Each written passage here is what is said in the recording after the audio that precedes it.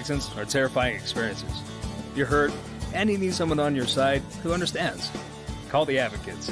They have over 20 years of experience with accident cases and have recovered settlements for hundreds of other motorcyclists. They can handle the medical bills and deal with the insurance company so you can focus on recovering and getting back on your bike. The Advocates are my motorcycle attorneys. You deserve clear, risk-free advice to help get you back on your feet. You deserve an advocate. This is The Monty Show, the truth in sports talk streaming. When you want unbiased opinions about your favorite team without the spin, all you have to do is find The Monty Show, streaming live and available 24 hours a day, 7 days a week on YouTube. And now, here's Monty. Hey, The Monty Show. Happy Wednesday, September 4th, 2024. A lot to get to today. A pretty good conspiracy theory about Travis Kelce and Taylor Swift. That's the whole show today. The breakup contract, America's favorite couple apparently is coming to an end. Swifties are shedding tears. That's it. I mean, we were working the phones feverishly before the show with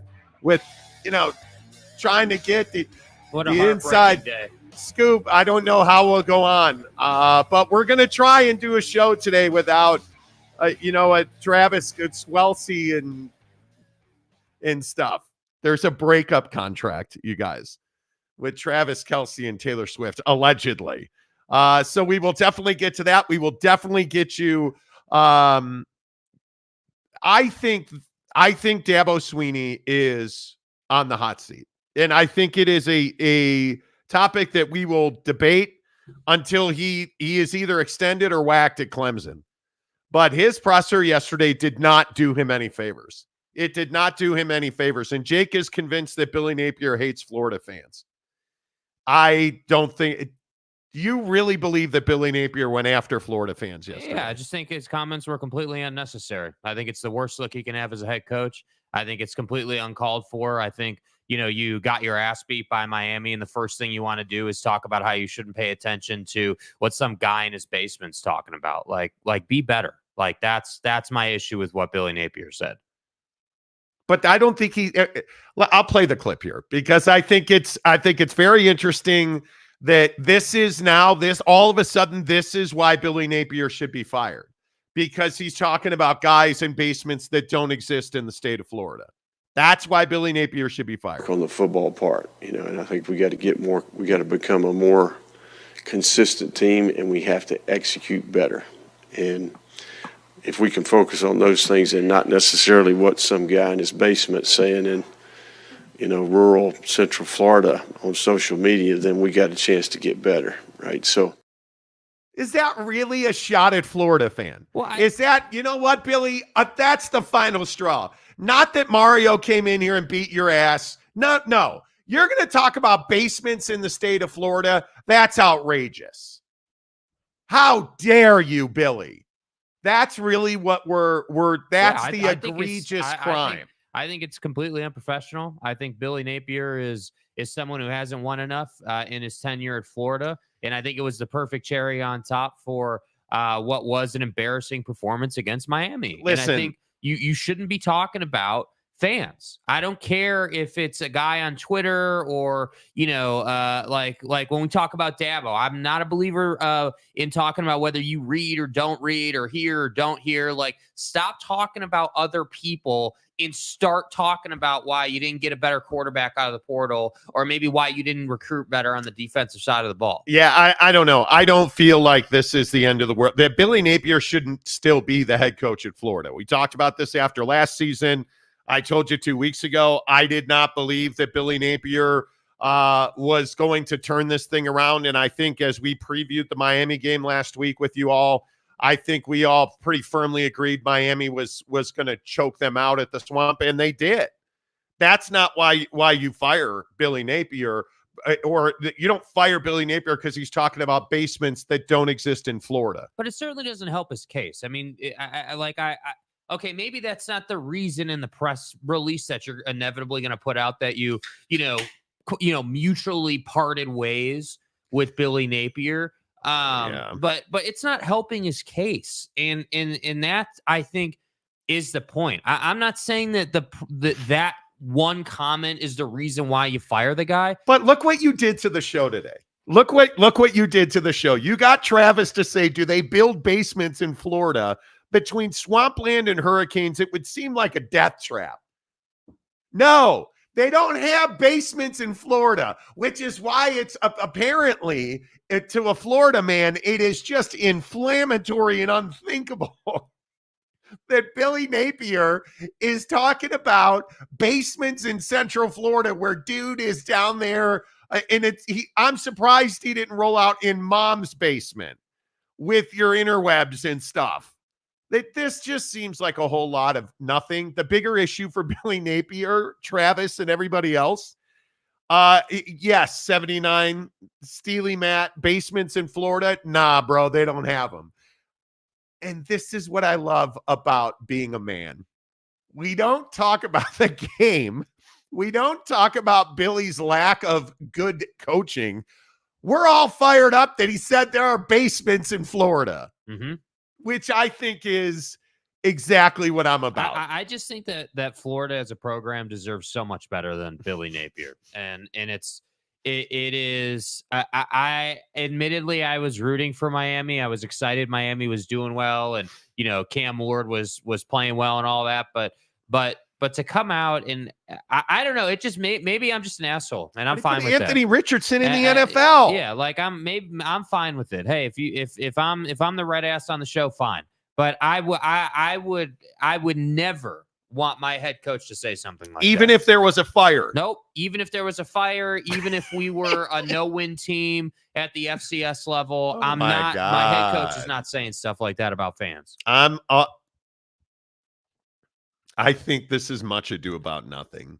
I think that this is one of those deals where Billy Napes just got a little fired up.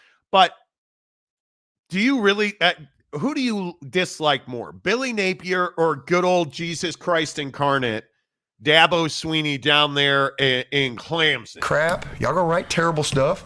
And when we do great, y'all gonna write great stuff. That's okay. I mean, everybody's got a job to do. It's okay. That's okay. I don't take it personal. I don't read it or listen to it. It doesn't affect me. I love my job. I love what I do. I love all of it. And y'all can't change that. Nothing you can write, nothing you can say can change that. I love what I do. I love these kids. I love my purpose in life. And my life is on a foundation that doesn't change. In God's name, image, and likeness. Dadgummit, let me tell you something. I love my kids. I'm on a foundation that does not include a basement. And we have them at Clemson. And dude, has this dadgum guy run his course at Clemson? Program. This guy makes me crazy. Yeah, you do read your press clippings. Yes, you do.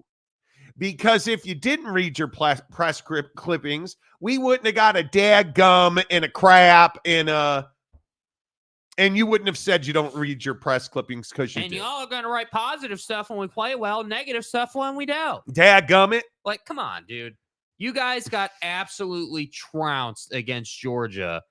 And then, again, you want to come into the post-game press conference and you want to talk about how, the media is inconsequential and, you're just running your program in a way where, it's your life's purpose and you live on a foundation in life that's unshakable. And I love these kids. Who are you, Brian Kelly? I mean, come on, dude. Like, I can't get down with these guys who are just sitting here and all they want to talk about is everything except what's going on the field. Dadgum. Like, damn.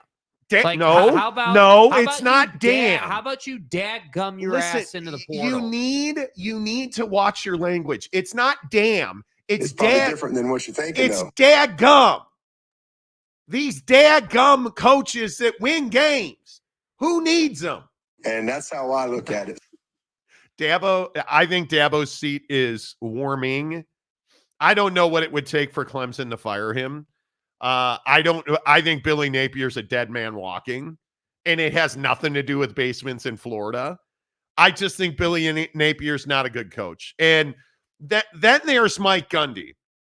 And I didn't mean to get into this. It's just it happened and stuff. You cannot make this right here up. This stuff right here. I'm a man. Oklahoma signed a deal with a distillery to have their own Pokes vodka.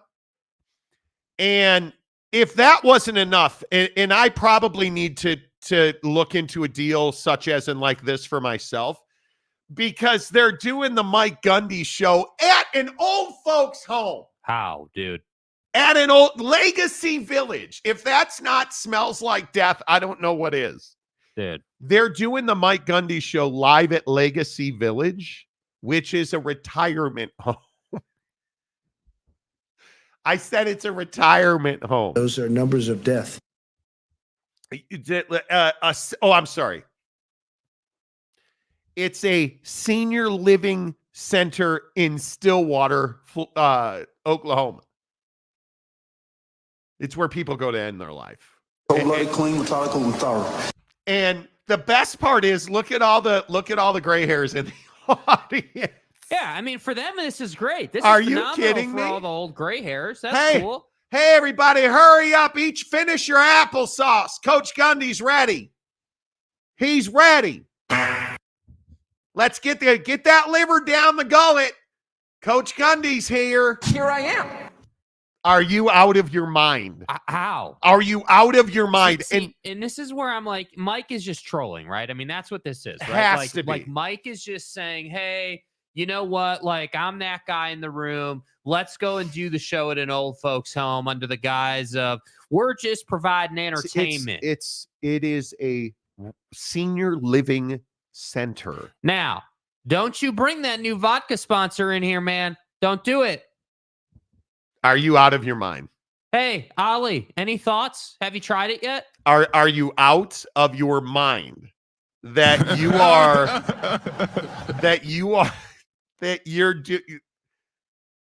like, bro. So let me get this straight. Mike Gundy, for those of you who don't know the story, Mike Gundy at Big 12 football media days in Vegas was asked about Ollie Gordon getting a DUI, to which he said he will not be punished. He will not miss any games. And he said, I must have done that 1,000 times. In reference to drinking and driving, I think he said after having half a dozen beers, I must have done that 1,000 times. Yeah. And now you sign a vodka sponsorship that has the Pokes putting out their own vodka? Yes, you did. Yes, you did. Like, what are we doing?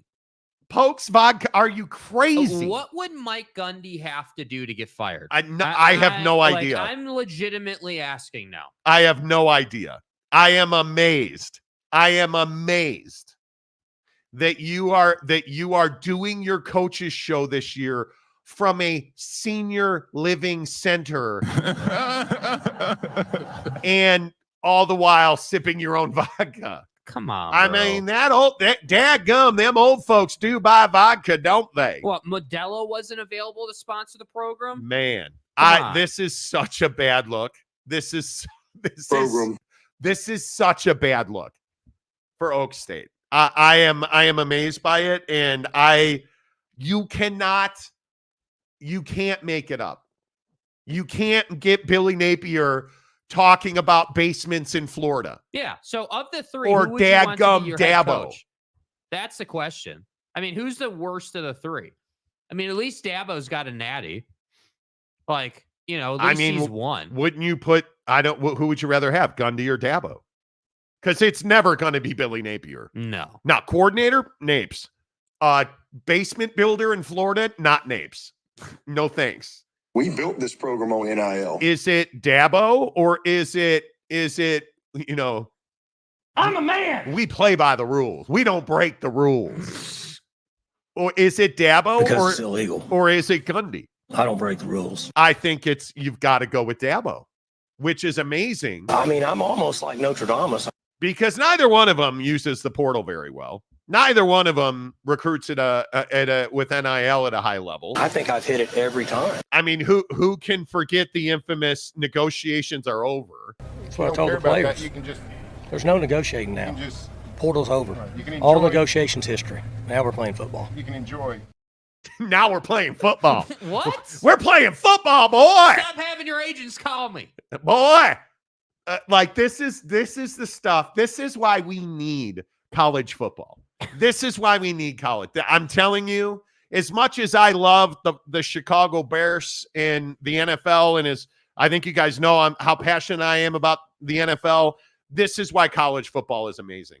Because what coach is talking about, can you imagine McDaniel with the Dolphins? Or, pick your Florida football coach being like, can you imagine Mario Cristobal being like, yeah, it's time to build basements where Hurricane fans can go to die at an old folks home. And we're going to drink Hurricane, mimosas. Are you out of your mind, Gundy? That's amazing to me. So there you go. Rousing start to the Monty Show this morning, presented by the Advocates at theadvocates.com, the best injury attorneys in the business. Amazing storms rolling through the great state of Utah yesterday. If you're in an accident, I saw that there were a lot of accidents. I saw again that there was another major incident involving a big rig. Go to the people who know how to defend those cases, who can get you not only what you deserve, but what you need. That's the Advocates. They've seen it all. They've done it all. And they're so confident in their ability to represent you at an exceptionally high level that you don't pay the Advocates unless and until they win your case. So you never reach into your pocket.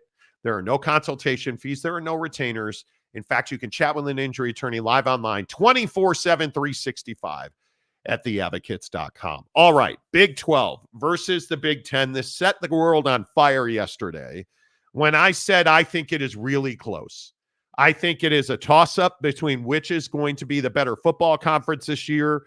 I think that what we saw week one out of the Big 12, I think gives you a lot of hope that the Big 12 is going to have a resurgent season, that the Big 12, whether that be, again, BYU and Utah dominating on the field this weekend, whether that be, the upstarts in this league going on the road like TCU with a point to prove, with Baylor with a point to prove, going on the road and winning games. Texas Tech, yes, hanging on, but they still won the game.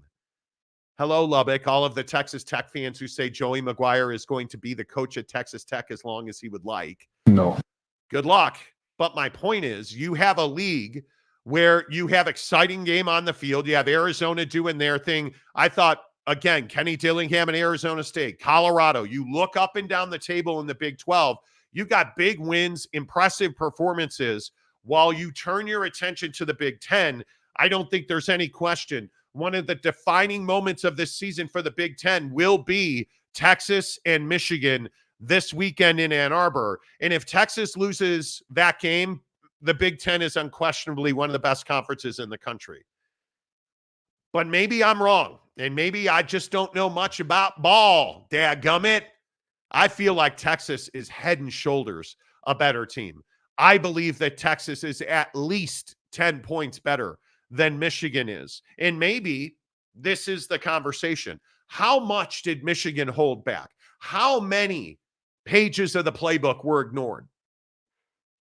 And you better, as a Michigan fan, hope that it was significant, because what we saw this past weekend out of Michigan cannot be what we see this weekend out of Michigan. Or Jake, I think the Big 10 is in for a very long season. Yeah, and I think this question of Big 10 versus Big 12, games like Michigan and Texas, like this year for the Big 10 are not going to go the way the Big 10 wants them to go. I would agree. Michigan fan is living and dying right now on the idea that, hey, our first, game of the year was a tune-up game, and, we're going to be better and we'll be ready for Texas. I think you're going to lose to Texas by 20 points. And I think it's going to end your season. And I think you're going to act all surprised, and the rest of the world who lives in common sense and logical thought processes is going to say, yeah, we saw this coming from a mile away.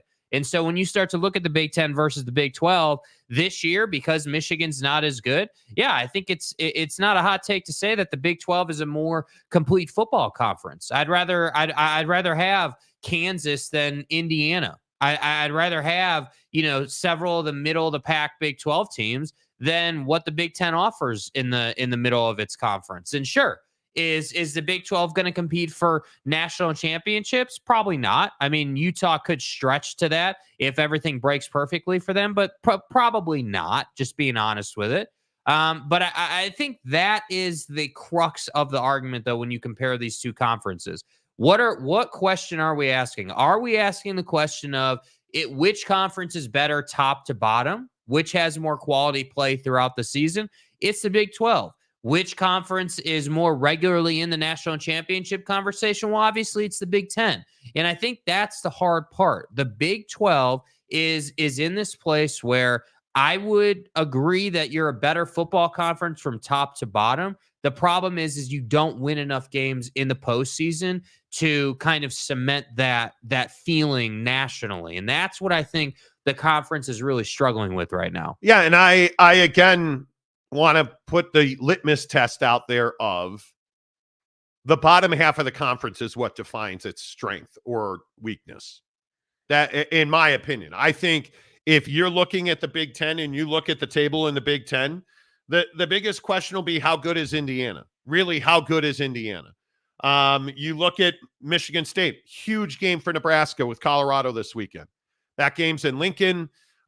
Is Nebraska better? Certainly. I mean, just even at the quarterback position, you're a much better, more capable offense with Raiola at the quarterback. But does that mean that Nebraska can get into a shootout with Colorado? It absolutely does not mean that. Not when you have Blazers on the outside in Boulder for Colorado that are absolutely ready to run a track meet. And I don't care if that game's in Lincoln, Boulder, or Poughkeepsie. Colorado is going to come out and be fast. But I also think that Nebraska has speed in that secondary that can at least be competitive with Travis Hunter and Horn. I think that's a huge game. The Texas-Michigan game is a huge game this weekend. But I look at Minnesota, Wisconsin. Wisconsin did not exactly impress over the weekend. No. Right? And as much as I am thrilled for our friends in the PNW with the way that Washington played, I have a lot of concerns about Oregon. And what we saw from Oregon, they sputtered early. Was that just because it was week one and it's Dylan Gabriel and he fully hasn't blossomed yet? And I shouldn't just be that worried about the fact that Oregon only scored 24 points? Well, I think with Oregon, the difference between Oregon and Michigan, as an example, is I have more belief that Oregon is able to stop teams like Ohio State. I have more belief that Dan Lanning is going through some changes at quarterback. And yes, you came out slow and you're going to come out and bounce back this week. But if you don't bounce back this week, now we're going to have a different conversation. But I still think Oregon gets a little bit of a free pass after that first game. Let's see what they do this week. But it's Boise this week. Yeah. So exactly. So it's a better team. So we should theoretically, get a pretty good test. They should win the game, but it should be a good test. But the Big Ten, I'm just telling you, the Big Ten, the problem for them is exactly what you're saying, is that if you go like for like on a piece of paper and compare these two conferences, the Big 12 is a superior conference through and through. The problem is, and again, this is probably where we're going to piss off Oklahoma State fan or anybody else who's competed for this conference in the last couple seasons. You guys are not good enough nationally. You're not doing enough in the playoff to cement yourself at that higher level. And that's the problem. And that's why it's such an indictment on the league if Utah comes in and A, wins the league, but then B, goes on to they don't even have to get to the national championship game. If you just win one college football playoff game this year, that to me is not a great look for the Big 12. It's just not. Yeah, it'll be interesting to watch this come down the stretch. I think this Texas-Michigan game is hugely important. I know there's not a ton of headline games this week, but if you look at where we are, and it's only week 2, and I totally understand that. BYU and SMU is a huge game. Mm-hmm. I think as far as conference supremacy goes, if BYU goes to Dallas, which is wholly owned by SMU, just obviously read the front of their jersey. Right. If we go to Sunday morning and BYU has won that game, that puts the Big 12 in a very, very good position, because I think there's a lot of people who don't believe that BYU will be bowl eligible. And I think what we saw last weekend paints a different picture. Texas, Michigan, I think is huge. I look at K-State, Tulane. I need to see Avery Johnson grow and develop every single week. I think that there's just a lot of big games where you don't have like Baylor at Utah. I mean, am I the only one that is surprised by only a 14-point line for Utah? Yeah. That's only 14 points. Well, I think part of it too is, I mean, I wouldn't be surprised if Utah wins that game by 3 touchdowns. I would not. But I think that line is there. Number one, because the boys in Vegas need to make money, so they need a little bit of controversy around the number. But I think, Baylor was solid in their first game. And, obviously, just the same way that we're going to give Oregon a free pass, if you will, with the Idaho State performance. A lot of people, I'm not, and I know you're not, but a lot of people are saying, oh, well, Utah didn't play anybody. Okay, well, cool. So that's also going into that number. But I'm telling you, if you're the guy saying that oh, well, Southern Utah, nobody cares, and that's crazy. You're out of your mind. And I also think KU only being a 5-point favorite in Champaign taking on Illinois, I think is a little surprising. I think that is surprising to see that number is only 5 points. And maybe there's just not enough love. Maybe the boys in Vegas just haven't seen enough. Maybe. I don't know. But I feel like KU should be a much bigger favorite. And if they don't go in there and impress, boy, that's going to be interesting. So I would lean depth-wise in totality. I'd lean to the Big 12. I don't know that anybody's more talented or better than at the top of the Big 10. Ohio State's very good. Very talented. I pleasantly surprised by SC. Pleasantly surprised. Is Miller Moss that dude? I don't know. We're going to find out as the year goes on. Well, think about that potential matchup, right? Like SC's defense, the way that would go is SC's defense is going to have to slow down Ohio State, and if you can do that, if you can just keep Ohio State at like 35 points, let's say, like low to mid 30s, you're going to be in that ball game. But that's the trouble with Ohio State. They're so talented defensively. And then obviously everyone knows about the offense that it's just so difficult to slow them down. That's why I say, it's really the other part of this conversation we got to talk about is talent in these two conferences, because the Big Ten with some of its brands gets huge talent, like the best in the country. But look at the lack of talent at Michigan right now. You don't have a quarterback. But that to me is less about the conference and more that Michigan did some shady ass stuff and they're paying the price for that in recruiting already. I don't understand how this conference has the Big Ten has such a significant lack of quarterbacks. It's wild to me. And I think that the Big 12 quarterback depth is far better. The quarterbacks in the Big 12, I mean, there's got to be 8 legitimate NFL quarterbacks in the Big 12 right now. And if I look at the Big 10, is Dylan Gabriel an NFL player? He's got backup written all over him. I mean, Drew Aller at Penn State, I don't think he is. I feel pretty strongly that he's not. But if I look at Jalen Daniels, I don't know. Can the kid stay healthy? Like, I'm going to the middle of the table. Baron Morton at Texas Tech. That's an NFL quarterback. That cat's got an arm. Cam Rising, I don't know. He's in his 60s now. I think Cam just turned 60 years old. Okay. That was a little not funny. Okay. My point is, not wrong. I don't know that Cam is an NFL starter out of the gate because of his age. He's an NFL talent. There's no doubt about that. Like, we can go up and down the ranks. You look at Shador, you look at, there are several guys. But it's not even. And this is why I go back to This is why I go back to the bottom of the table. It's not even the best guys. It's not Cam Rising or Shedeur Sanders. But my point about Shedeur is that Colorado is a mid-level Big 12 team. They're not going to compete to win this conference. Okay, Noah Fafita. Yeah, that guy's got NFL talent. quarterback. Yeah. Jake Retzloff, NFL quarterback. Mm-hmm. You Shedeur Sanders, certainly. Jalen Daniels, Avery Johnson. I think the jury's out, and I know everybody's freaking out. You guys just say K-State. Come on. Jury's out. Alan Bowman at Oklahoma State. Potentially.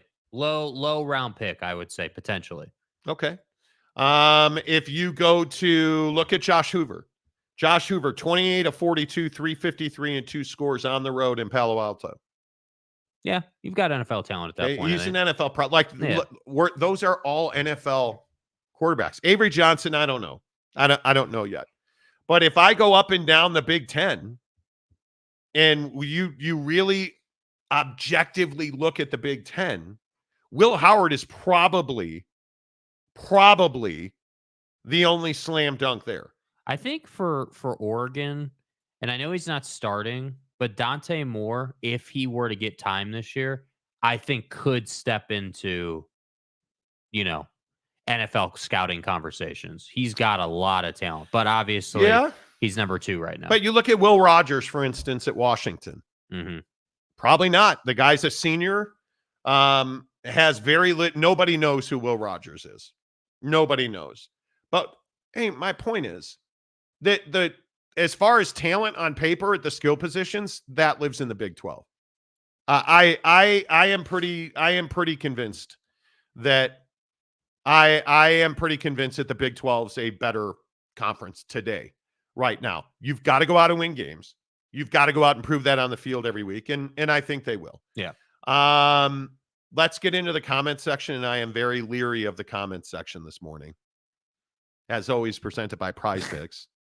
Prize Picks, download the app, use the promo code Monty to get a $50 deposit when you open a new account and deposit $5 of your own. Monty, promo code Monty. You deposit $5, they'll give you 50 more. And again, because the Chicago Bears are everybody's favorite football team right now, Caleb Williams is the easiest win in the NFL this week because he's 0.5 passing yards. Yes! It is the easiest win of the week. And again, the formula to win on Prize Picks. Take Kyle Schwarber every night. See, Kyle Schwarber had 3 bombs last Savage. night. But make 3 picks, play a flex play, $5 flex play. You only have to get 2 of those 3 picks right, you win. It's as simple as it gets. It is a money-making opportunity for you at Prize Picks. Use the promo code Monty. Click the link in the description below. Hillbilly Skeptic. Oh. For $5. Once Michigan's wins are vacated, they're not going to be vacated. There will only be 4 big playoff wins with 1 natty. The big gets beat in the playoffs like the overrated mugs they are. Wins will not be vacated at Michigan. They're just not going to do that. I think what punishment would I give? It doesn't matter. What would you do? It doesn't matter. The NCAA is not going to vacate the national championship. They're not going to vacate wins. I think they are going to end Jim Harbaugh's access to college football coaching jobs. I think they are going to dramatically reduce Michigan's ability to recruit on multiple fronts, off campus, on campus, and they are going to dramatically reduce scholarships. Well, and I love that now everyone, in the college football community is talking about how Sharon Moore, is definitely it went from, he's not going to get a show cause to now, he's definitely going to get a show cause because of the deleted tag. People are evolving on this discipline conversation every day. And the reality is, you're not vacating wins. You're just going to prevent them from winning for probably, I would say 5 to 7 years, probably, when you think about recruiting and, the Sharon Moore show cause that inevitably is going to show up. And there's a lot of, you're going to pay a heavy price moving forward. And Jim Harbaugh yesterday met with the media as the head coach of the Chargers and again attacked the NCAA over its withholding of revenue from players, which I think we all agree with that. The problem is Jim Harbaugh is only doing that because he doesn't want to talk about his situation.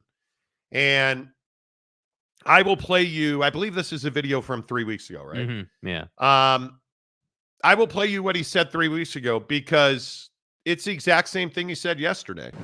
Yeah, I do have a comment on that. Never lie, never cheat, never steal. I was raised with that lesson. I have raised my family on that lesson. I have preached that lesson to the teams that I've coached.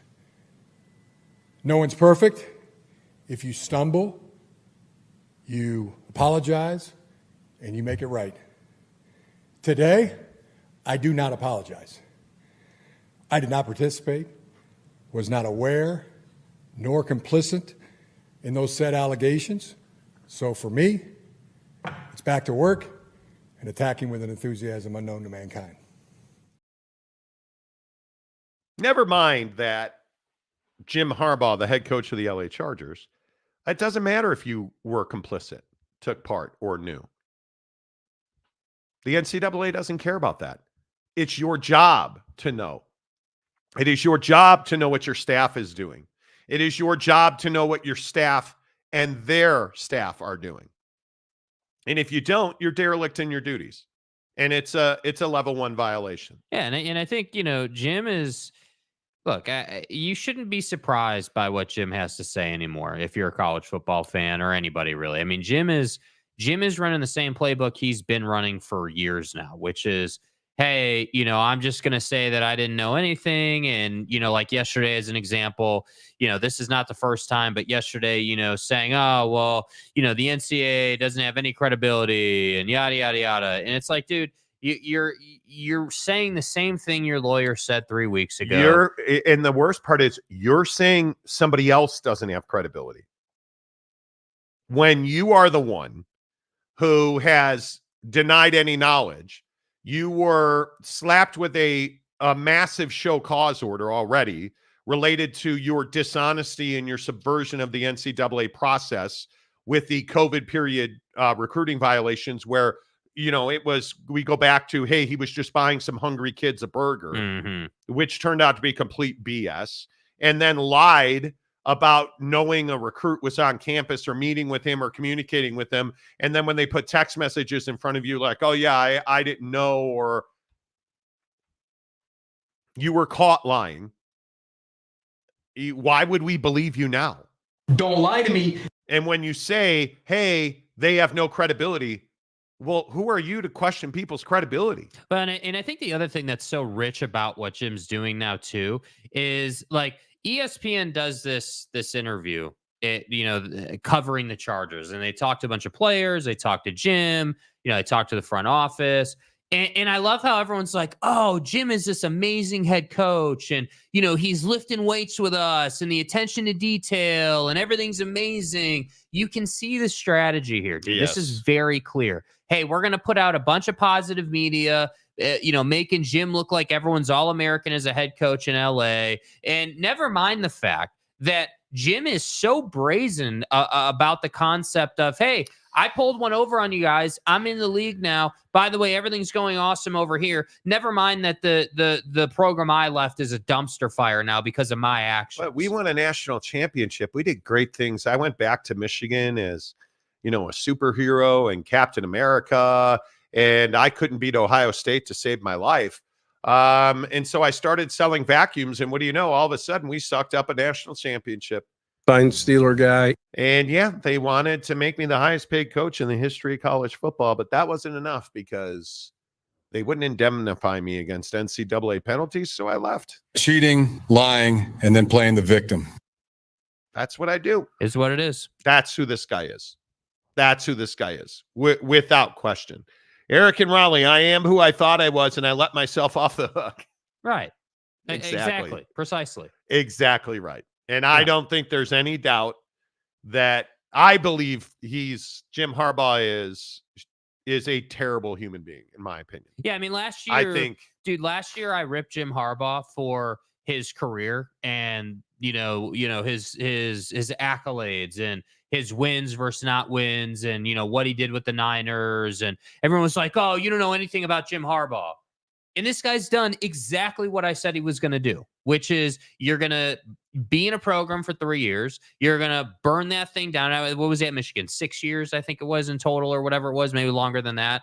But basically long enough where you were established, and then you couldn't figure out how to beat your main opposition. So you had to go out and cheat, and then you're going to deny it, and then you're going to take it a step further, and you're going to insult the credibility of the NCAA.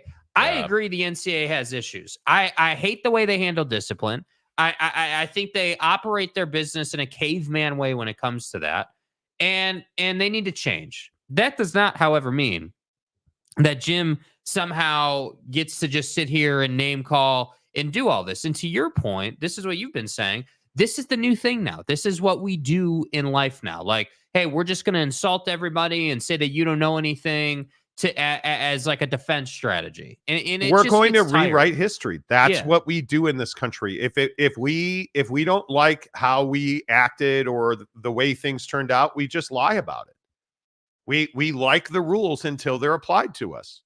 And that's what Jim Harbaugh is telling you, because yesterday when he's ripping the NCAA and he's talking about how they have no credibility, I would remind you, who is the NCAA? And I know I say this all the time. The NCAA is Michigan. The NCAA is all of its member institutions are the ones who set the policy. Michigan was involved in setting that policy. So does Michigan have no credibility?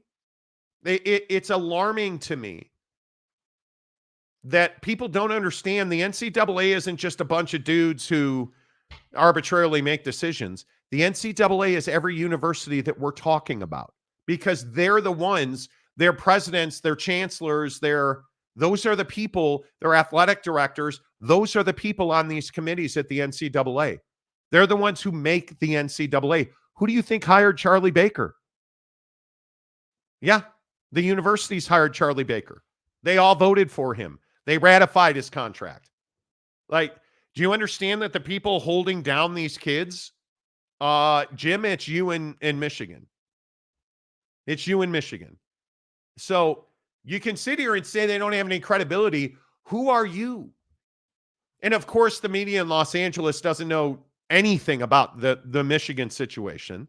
So nobody is going to question him about it. And by the way, what's he going to say when the NFL drops a 2 or 3 game suspension on him? Yeah, because I don't think they have a choice but to. Are you going to say that the NFL lacks all credibility? Are you going to say that, the suspension is totally baseless and yada, yada? Like, you're not going to say that. You're not going to do that. Like you know what he's going to do? He's probably going to do nothing. He's probably not going to comment on it. You won't see him do press on it. And when someone asks him about it, he's going to say, yeah, you can defer all those questions to my attorney or something. Like, he's not going to talk about it. And that's why ultimately, to put a bow around this, I don't respect Jim Harbaugh. I think the guy has no morals. He has no ethics. He's not interested in, making men. Like, at least with Dabo, I have grievances with Dabo. You like, at some point, you're going to have to embrace the portal. You're going to have to make some changes. At least with Dabo, we have no reason to think the guy is cheating or, doing nefarious stuff. He's doing it the way he wants to do it. He's guilty of being stubborn, and that may mean they're not winning a whole bunch, but at least it's on the up and up. Yeah. Hillbilly Skeptic, $5 more. So Kentucky gets vacated wins for bowls and NIL discrepancy. No, they played ineligible players. They had players who participated that were ineligible. That's completely different. There is not an eligibility issue at Michigan. And the idea that they would vacate a national championship is wild to me. I don't believe, and this is, again, I think most people that I've spoken to about it, I think most people agree that vacating a national championship is never going to happen again. Well, and just don't think it does anything. Did they win the punishment? Did they win the national championship? They did. Did Reggie Bush get his Heisman back? He did. Yeah. I mean, I get it. You want Michigan to have their wins vacated. It's not realistic, in my opinion. And maybe I'm wrong. The issue is they had a chance to take Jim Harbaugh out of the equation at the time, and they did not do it. They did not do it. So you're not going to retroactively go back and say, yeah, you guys didn't win that national championship. And I, again, would ask, who are you giving it to? You're just not going to have a national champion for 2023? Come on. You can't just hand it to Washington. With all due respect, Michigan was a superior football team last year. They were clearly the best team in college football on the field, which is what's so massively overlooked. They didn't play ineligible players. So we can sit here in the Kentucky situation is completely different. It is in no comparison to what happened at Michigan. In none whatsoever. And I think most people agree the players are the ones being held blameless here. They're going to end coaching careers. They're not going to take, what are you going to do? Take their T-shirts back? Hey, kids, we vacated those wins. Can you guys bring your national championship gear back, please? All the fans, too, no refunds, but we're going to need you to send those hats you ordered back. We're going to need you to send them back. What the fuck are you talking about? You're not doing that. You're not vacating wins. You're not unwinding a watch. Well, you can't unwind the watch. And that's the thing that, with all due respect to this dude, I think you just don't understand or don't want to accept. We can talk about, we'll take their championship away. It doesn't matter if you want to go back into the past, knock over our award. If you want to go back over the past and change and try to change that, you can't do that, man. Yeah, that's not how it works. You're not going to revise history. You're just not. I think it is very interesting to me that people, I think, yeah, time will tell. I'm stuck on the Pokes vodka, one for the road. It is, if you're just tuning in here on the Monty Show, yesterday it was announced that our good friends at Oak State got their own Pokes vodka. You should be embarrassed. Honestly, you should be embarrassed. I am amazed by that. That you have the DUI scandal and you punish nobody for it because Gundy didn't get punished. Ollie Gordon clearly did not get punished. Again. And so then you roll out a Pokes branded vodka. Wild to me. Just wild to me. Who thought, and you know what the thing is with that? That's not just Gundy. That's school administration approving that. Yeah, it's systematic. It's systematic. No doubt.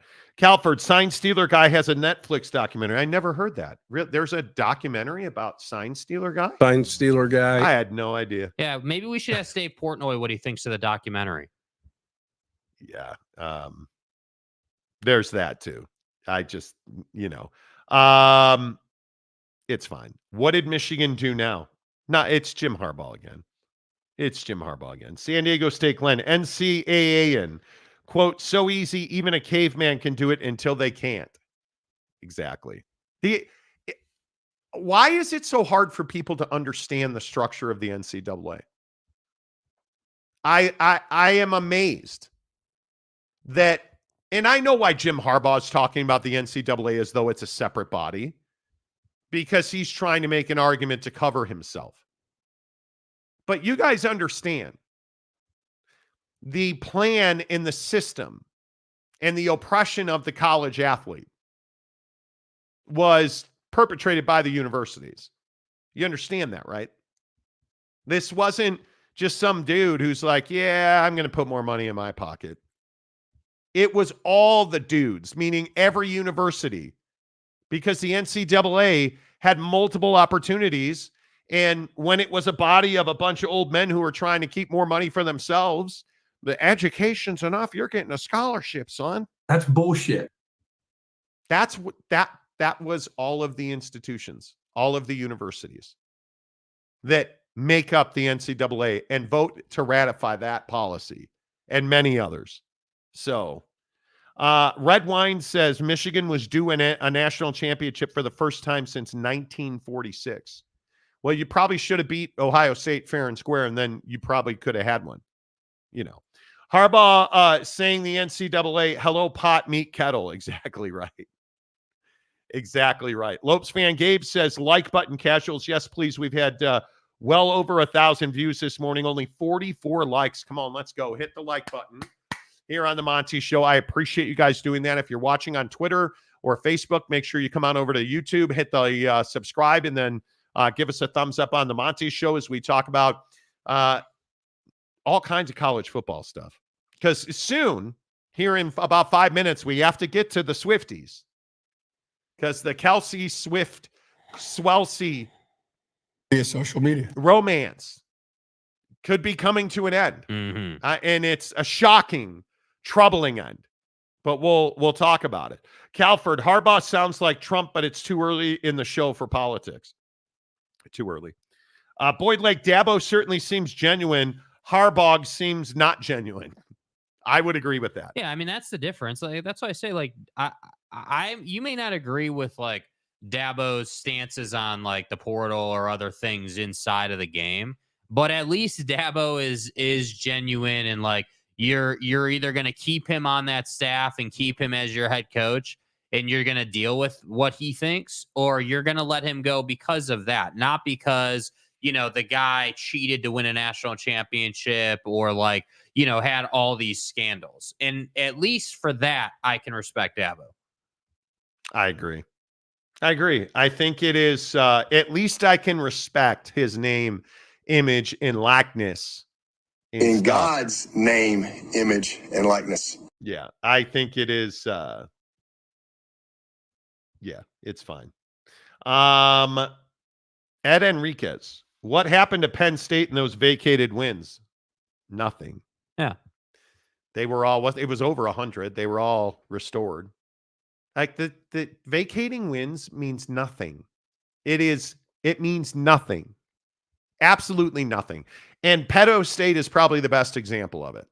It is disgusting to me that Penn State still has a football program. We're going to overlook the abuse and the absolute horror show that happened at Penn State and restore Joe Paterno to his, you know, altar. Do you really think they're going to go after Michigan and take away a national championship and vacate wins? That's not happening. I can't imagine. Take the national championship away and give it to thee. Yeah, what are you going to do? Anoint Ohio State? Kyle.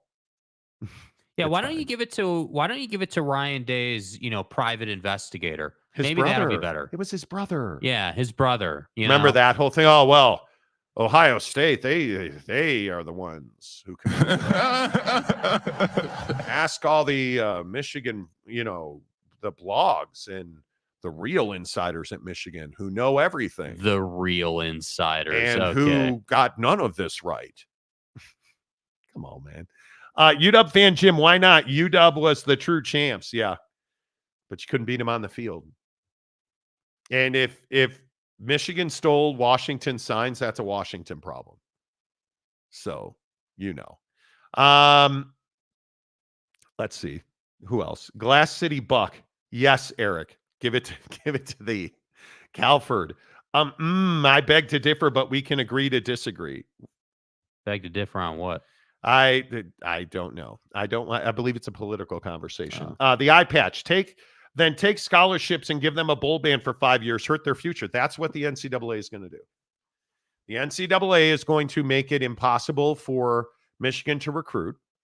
They're going to give them a postseason ban, probably a 2-year postseason ban, which is going to hurt you for 5+ seasons because you're not going to be able to recruit.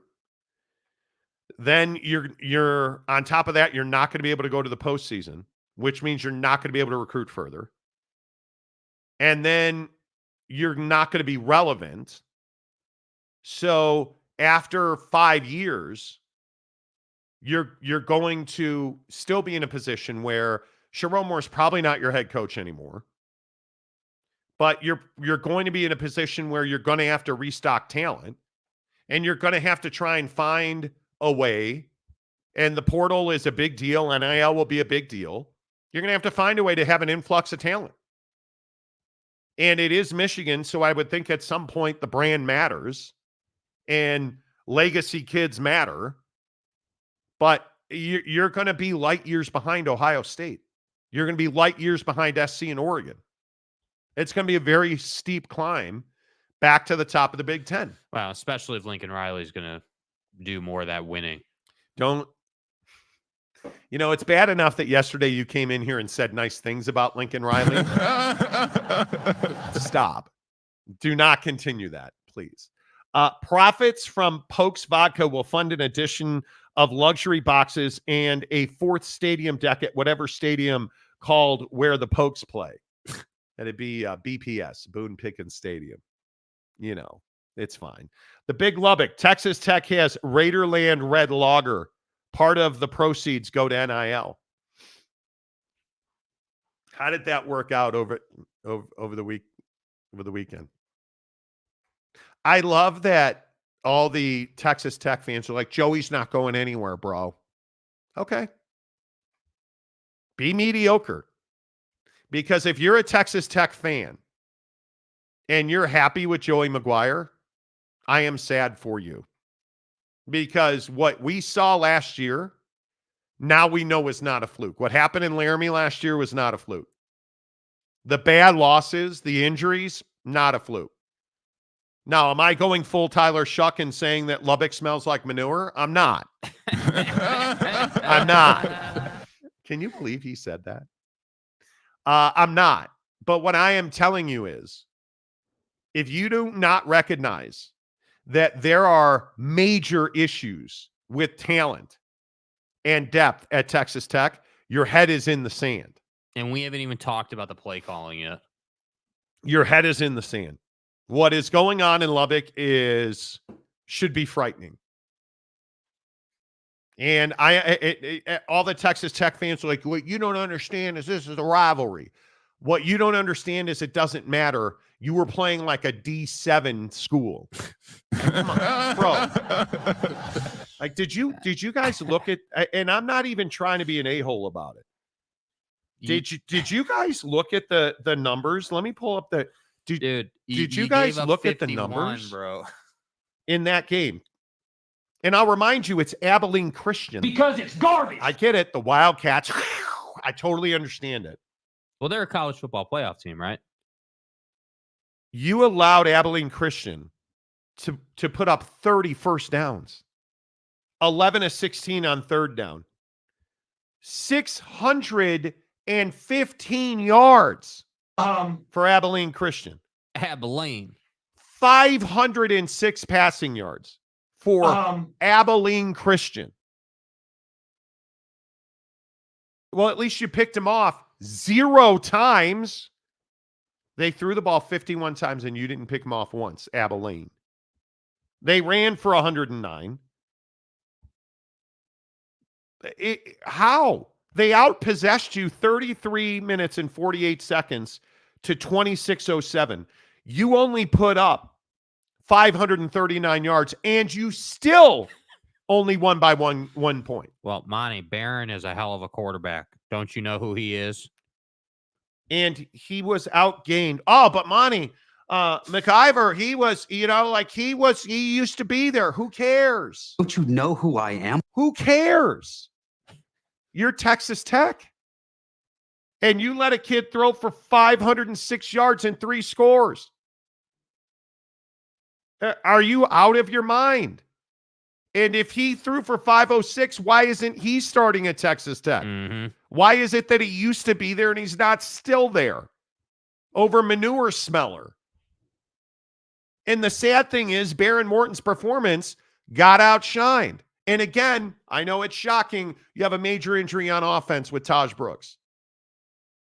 If you are not concerned about Texas Tech, bro, what is it going to take to make you become concerned? What is it going to take? That's wild to me. It's wild to me. The big Lubbock. Abilene Christian has our former DC and 7 former players. Who cares? Who cares? You're Texas Tech. And this right here, this is the problem in Lubbock. You're apathetic. You gave up 500 passing yards. I don't care if you really believe that they know your signs. Let me break it to you the hard way. If Abilene Christian knows your signs, Joe McGuire is incompetent. Fine Steeler guy. Hate to break it to you. Are you not using helmet communications? Hate to break it to you. If they know your signs, Joey McGuire should resign. He shouldn't be fired. He should resign. Do you think he doesn't know that the former DC and 7 former Raiders are on that team? He should resign for incompetence. If you guys don't understand that what's happening in Texas Tech is an absolute abomination of football in that town, I don't know what else it's going to take. You gave up 51 points to Abilene. And you want to say that they had your signs. I'm amazed by it. I am amazed by it. I just think, I don't know why it's taboo to say, yeah, that's unacceptable to give up 51 to Abilene. Like again, and I said this yesterday, you still won the game. We'd be having a very different conversation if you had lost the game and gave up 51. You still won. But to give up 51 to a team like that does not bode well. At all. Like, at all. At all. I am amazed by it. I am amazed by it. And it just is, yes, 51 points to a town. I always say this about directional. Let me ask, is Alabama giving up 51 points to South Alabama? Is Alabama giving up 51 to some directional institution? Directional institution. Because they're not. They're not. I don't give a piss about nothing but the Tide. They're not. And I agree with the eye patch 100%. You gave up 51 to a town. Not a state school. And it sucks. Not a technical institution, but a town. You gave up 51 to a town, boy. You guys got to write all this negative stuff when we lose. Dadgum. Where's my vodka? But I don't read any of this. I don't hear it. It doesn't affect me. Oh, welcome to the nightmare. Texas Tech fans saying they had their signs as like FSU fan blaming jet lag. That was the best. Marty. You know, we say the best part about Florida State and the jet lag thing is you stayed there to sightsee the next day. And then you're blaming jet lag. No, bro. No, you're not. No, you're not. Yeah. Marty, listen. We flew back and, BC kicked our ass because we were jet lagged. We had jet lag. It's unfair. Got off the plane. Oh my God. This is a terrible story. And I don't remember who the driver was. His name just went right out of my head. Did you hear about the NASCAR driver? Tyler Reddick. Did you hear about Tyler Reddick over the weekend? Apparently he caught a bug before he got in the car. Over the radio, he said, I'm throwing up and shitting myself a lot. In the car. He's a lot. It's coming out both ends. What do you do if you are strapped into a NASCAR saddle, and a seat, and and it's coming out both ends? I love it's coming out both ends a lot. Dude, I love that the response from the team was, well, hey, look, on the next pit stop, we're going to give you some pills. Now, you're going to chew the ones that are going to stop it from coming out your rear end and swallow the ones whole. The ones in the cup, up. Drink the ones in the cup with the water. Chew the ones with the dude, bro. A lot. Good luck, dude. Good luck, because that would be. Is that not the worst? The only thing as close as I've gotten to that was driving back from the Jeezy last year in an awful snowstorm, fighting a thigh cramp.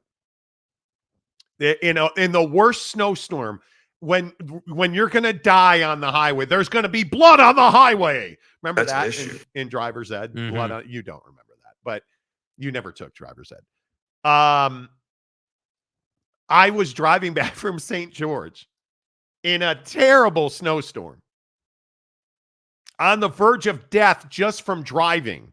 Couldn't see 2 feet in front of my face. And I was fighting off the worst thigh cramp for a solid hour up in Cedar City. I just try to stand strong. And that was not a lot. Can you imagine? A lot. I love that. He goes, yeah, it's a lot. A lot. Can we get a vacuum in here? I don't even know what you do. Daniel Dixon, our newest member of the Monty Show. Let's go, Daniel. The Iowa tribe has arrived. Love it. Good to see you. Appreciate you. You can join the membership, $1.99 a month. Get you into the Monty Show membership. It highlights your comments. We always read our member comments first. Always. Absolutely. We appreciate your support. Calford. In the medical field, we call that a code brown. I bet you do. I bet you do. He needed some Depends, not some pills. Oh, the smell just had to be wretched. Oh. Like, you're literally driving a stock car, and I don't know what track they were at, but let's call it 150 miles an hour to be conservative.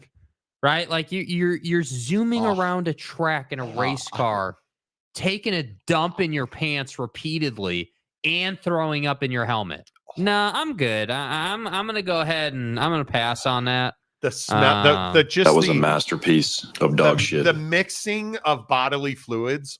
Dude.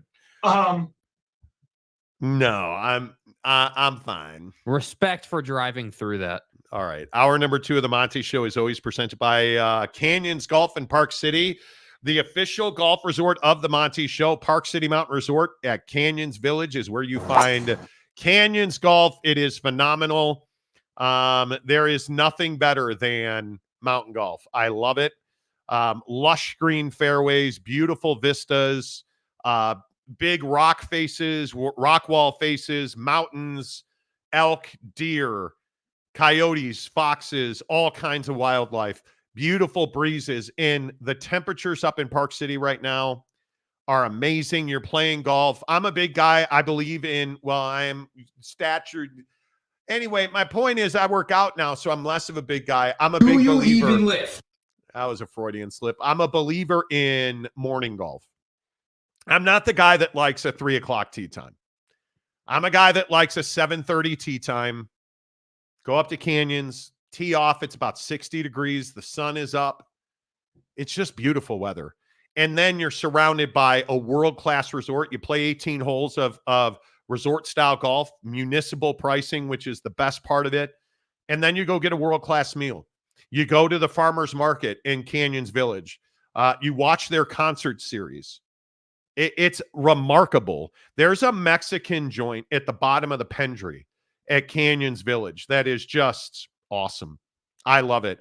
Whether you want just the world-class golf, whether you want just world-class dining, shopping, hiking, mountain biking, everything you need, that's where you find Canyons Golf. And it has been such a good year. Again, the greens are beautiful, challenging. Most greens have tiers, but I know that aim point is controversial. I totally understand it. I am telling you, aim point is, if you're somebody that plays golf and you don't use aim point for putting, you're crazy. It has completely changed the way that I putt. It is completely changed. Once you learn it, it is remarkable. I say that because you have big greens that are challenging at Canyons. So a lot of times your putts are really, your putting will make or break your scorecard. And if you're somebody like me that tracks their handicap, you know, I got to make putts. This was that weekend where every ball was just over the outside of the hole. Ooh, that was frustrating. But again, people were asking me yesterday about this drive. I legitimate, and Mrs. Monty can confirm this. She watched it happen. I legitimately hit a 400-yard drive on Sunday. And it was one of those ones, when if you play golf and you hit a driver and it's just pure, it sounds different and the ball just explodes off the driver. Dude, that ball just was and you're just watching it. And when you watch a drive, you're waiting for it to peak and then it just starts falling. This was one of those drives that never peaked. It's the greatest driver swing I think I've ever had. It's great. That's what you get with mountain golf. The ball just flies. It is remarkable. Canyons Golf, Park City Mountain Resort, Canyons Village, the official golf resort of the Monty Show. 5 weeks left. I think their last day is scheduled to be October 13th. Let's get together and play some golf. Yes, also, real quick, because I was asked about it yesterday about what I am wearing to this Indian wedding. Right. So I'm going to a traditional Indian wedding Friday night and Saturday. I guess they're 2-day events. Multiple hundreds of thousands of dollars. So much money. Not doing it. Craziness. But it is a thing. And I'm wearing like traditional in the Indian culture. They have very traditional dress. What colors? I am going to wear Saturday to the actual wedding ceremony. I'll be wearing a dark blue. Nice. Like a deep blue. And then I'll also be wearing Friday. Apparently there's an event on Friday night that happens. I'm going to be wearing like a mauve, like a real deep red, with tan pants. Nice. I'm going to wear that deep blue, with black pants. So it's going to be interesting. It is going to be interesting. I've never been to a wedding of this size and scope.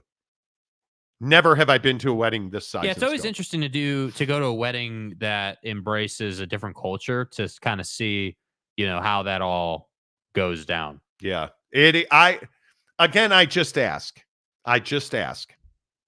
How much are you willing to spend on your wedding? Dude, 100 G's? No, this is going to, my belief, so in the Indian culture, they're huge weddings. And it's going to be extravagant. I'll talk about it Monday on the show. I'm actually really excited for the pageantry and to see what are you spending $200,000 on. You're providing apparently 2 catered meals, one on Friday night, one on Saturday. Well, that's the first thing. Like, it's a 2-day thing. It's a 2-day thing. You had mentioned that yesterday. 3 ceremonies, I think. Yeah, that's where all the money is. I mean, the fact that it's multiple days, like, that's wild. Yeah. Giggity, this guy is the McNabb of NASCAR. That's awesome. Watch out, because Tanner's probably not here today, but I'd be careful with that. Boyd Lake, could he even see out of his helmet afterwards? So he's throwing up into his helmet. Oh, I would imagine he's throwing up and it's just running. Yeah, because there's space in front of your face in the helmet.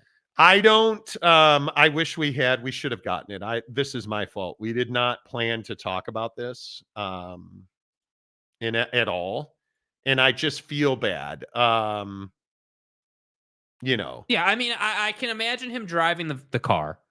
And obviously you have to wear a helmet in NASCAR. So he's throwing up in his helmet. That's just going down his chest. It's not like it's pooling in his helmet. Quote, Tyler Reddick, I'm throwing up, shitting myself, all of the above. The intensity of his illness forced his team to quickly adapt their strategy. Attempts to provide medication were initially thwarted when Reddick dropped the pills as they were so small. Oh, no.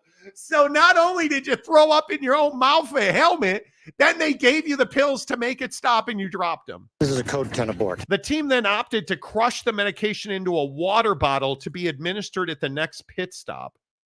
Reddick's struggles did not end there. Oh, do tell. Oh, He reiterated to his crew that his condition was worsening, leading to additional requests for crackers and Tums.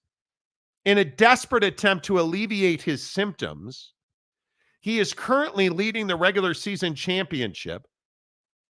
That's rough, bro. That is rough. Have you ever? What was in the article there? It was showing the points gap. Yeah, that he's has? up. He has a 20-point lead. Okay, 823 to 803. Oh, so I mean, it's still quite a competition. It's close. Time to get some Taco Bell and drive through a national park, Dude, JT. I'm telling you, ever since that happened to me after eating Taco Bell, I have not eaten it again. Oh, I mean, that was miserable. Oh, Tanner is here. Watch it, Kickity. Exactly right. I'm ready for the President's Cup. Yes, me too. I agree. I 100% agree. A wedding on Friday and Saturday at the beginning of football season. There's probably going to be a lot of people on their phones watching football. This guy. I don't even try to deny it. I am not going to miss a snap. There are so many that BYU's on Friday. Mm-hmm. I'm not missing that game. Hell no. I'm with you. Willie Wilson, one driver ask, are the horses on the track? Exactly right.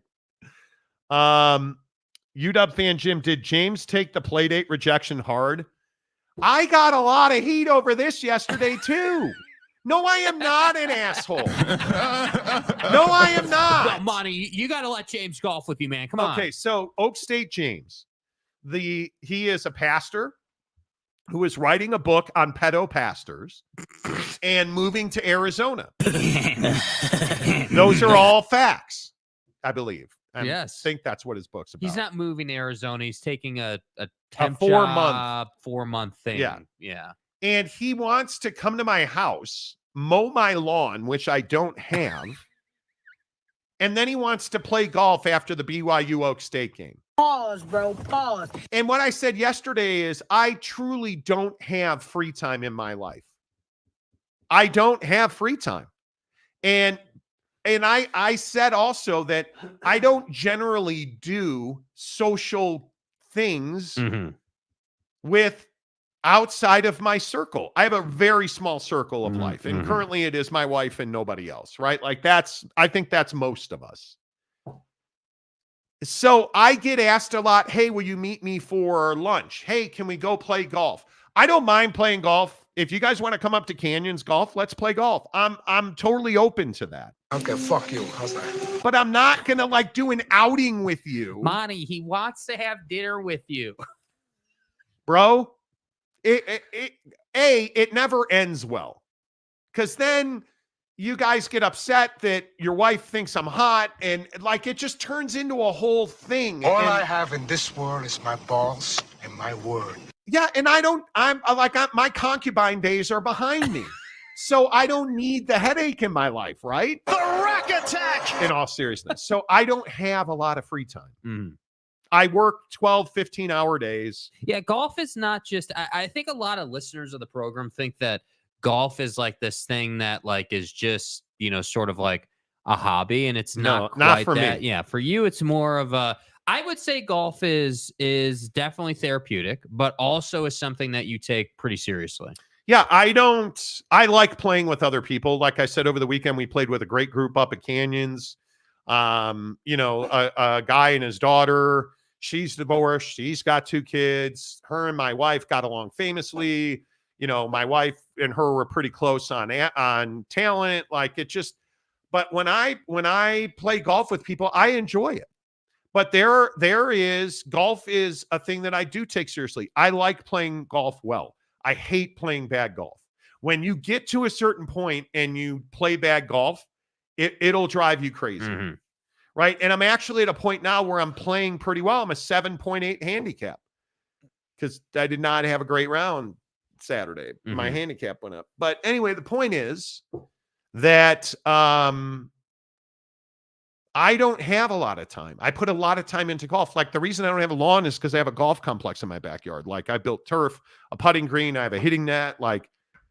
It's something I take pretty seriously. I think the other thing, and this is the part that, I think a lot of viewers don't quite understand is that, for us on our side, like there's so many of you and only 2 of us. And so when people want to have like get-togethers and things like it's kind of this like there's been multiple times where we'll randomly run into someone. And sometimes that can be awkward depending on the person. Sometimes it's great. But, a lot of times people are like, hey, Monty, it's me. Or hey, Jake, it's me. As if we know who you are in the real world. I know who Wet Blanket is or any of these people in the chat. I know who you are in the chat. Yeah. But I've never seen most of you in real life. So I don't, with all due respect, I don't know if I'd want to golf with you or not. I have no idea. And I'll golf with anybody. I don't much care. But the weird thing is, at the grocery store like 6 weeks ago, I am standing picking out eggs. And guys, it's what happened. Oh, hey, Marty. and it's like, I'm not going to call the guy out, but it's like we're old, longtime friends, which I understand. I've been doing this for years. I totally understand it. I've been in radio for 30 years. But you have to understand as well, when you say to me, when you walk up to me and who's the first name I see? And you're like, oh, hey, it's me, fat old Mormon and dying. My real name is Craig. It takes a minute for the electrodes to send the signal, dude. But I like meeting listeners. I like talking to you guys. But when you're like, hey, let's go spend quality time together. When you don't have a lot of time, you're asking. Yeah, I think asking a lot. It is a lot. Yeah, it is a lot. Yeah, you're asking Mr. Preston, who I know personally, he is my mechanic. Hey, Marty, let's play golf after I'll service your Jeep shaft. I need to get this done. The power arm on I could probably do it, and it'll take it'll take an hour. Because I think Preston told you that it would take 20 minutes. Yeah, he's like, tell Marty to bring the Jeep on by, dadgummit, and it'll take us 20 minutes. That'd be 5 hours for me. Yeah. I'm guessing. Mr. Preston, I would absolutely play golf with you. Glenn, not so much. No, I'm kidding. Monty attacks golf with the passion and fervor. Unknown to mankind. Bar Harbaugh knows that too. He does. That's true. Why aren't there more of you, dadgummit? Exactly right. There he is, Oak State James. All of the dick jokes about Stone, just wait till Friday. SMU is stay hard. Dude, listen, they're not jokes. We know that you like Preston's clean-cut member. We get it. So Oak State James has spent several months now espousing about how awesome SMU quarterback Preston Stone is. Macaque. And so we may have taken that too far. And talked about how he may spend quality time with Preston Stone like a baby in a pacifier. Honestly, I'd start stroking guys. And James has embraced it. You got to get stroked. And I 100% appreciate that. We'll see. Does Preston Stone start the game? When you guys were cuddling last night, James, did he tell you if he was going to be starting? Keith Carl, hello. You don't know me, but I'm watching you. I'm watching all of you. You don't know me. Oh, but I know you. Ollie. Oh. Damian Fowler, James is keeping it in the family. Bro, no, I'm not playing your game, Damian. You don't want to be that guy who has to let people play through because you're holding them up. I am totally... my wife hates what I do. There are times where I'll be standing on the tee box waiting for the people in front of me. And I'll just be like, okay, because average dude, he'll shank a ball off to the right, drop another one. Like we were playing the other day, and this guy, Glenmore here in South Jordan, and this guy missed a putt, dropped another one, missed it again, dropped another one. Like he's trying to make the same. There are just things you do and some things you don't do. This is what I always say about golf. I don't care if you suck. I don't care if you're a terrible golfer. What I care about is, having some respect for the people behind you and understanding, hey, if you miss the putt, you miss the putt. It's fine. Like, it's cool. Don't hit the putt like 8 times. Yeah. BYU is going to make Preston Stone turn into ash. See, but Stone ash. I think that's one of the biggest games of the weekend. If BYU beats SMU in Dallas, where SMU owns Dallas, it's the home of SMU. It's on their shirt. I think that would be a huge win for them. I do. Derek, suck faster. Okay. Okay. Yeah. Okay. Sure. Right. Okay. Yeah. Utah fans should feel empowered right now. You're in a good spot. UW fan Jim, Monty won't say it, so I will. Half of us are weirdos and creeps. There is a big part of that. There's certainly, breakfast ball is only way to start. Well, like at Canyons, for instance, the first fairway that you hit is pretty narrow. And there's some times where I've hit 2 drives on that hole. But I'm also learning if I hit a poor drive, I'm not hitting another one. I've just learned to deal with that. And it's one of the things you learn as you play more golf. You don't always need to re-hit your bad shot, even your shanks, because it's usually not going to be a better outcome if you take it too seriously. Right. Which apparently is exactly what Travis Kelce and Taylor Swift did. They took their relationship too seriously. A leaked breakup contract. Do you need a breakup contract? The ink isn't dry yet. Like, not you don't, because you break up with people over text. Right. But do you need a breakup contract when you're on Swelsey's level? I don't think so. No. Because I like Taylor Swift has had boyfriends before. Like, this is hardly her first relationship. And, like, the thing I don't understand about this when I first saw the article and the reporting was, hey, why now? 2 days, or I guess today's Wednesday already. One day before you kick off the Chiefs season. It doesn't make a lot of sense. So timing wise, it doesn't make a lot of sense. But then I also find myself wondering, here's the document, by the way. Yeah. Can you guys not handle this in private? Like, do we what is the point of this? I don't know. That's what I'm struggling with. I don't know. I would like to know. I would like to know what the point of it is. I don't know what the point of it is. And as much as I think that people, are they entitled to privacy? This is the other thing that I think is very interesting. Most people don't believe that they're entitled to privacy. I 100% think they are. Emphasize key messages.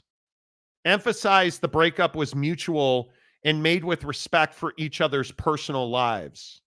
Stress the importance of privacy during this period to allow both individuals to focus on their respective personal growth and careers. And notice what it says at the top. This is the other thing. Confidentiality notice. But it says it's a comprehensive media plan for Travis Kelce. So this isn't a T Swift thing. This is a Travis Kelce alleged document with a plan for his media team on how to frame the situation. Highlight Kelce's commitment to his career and ongoing achievement in sports industry.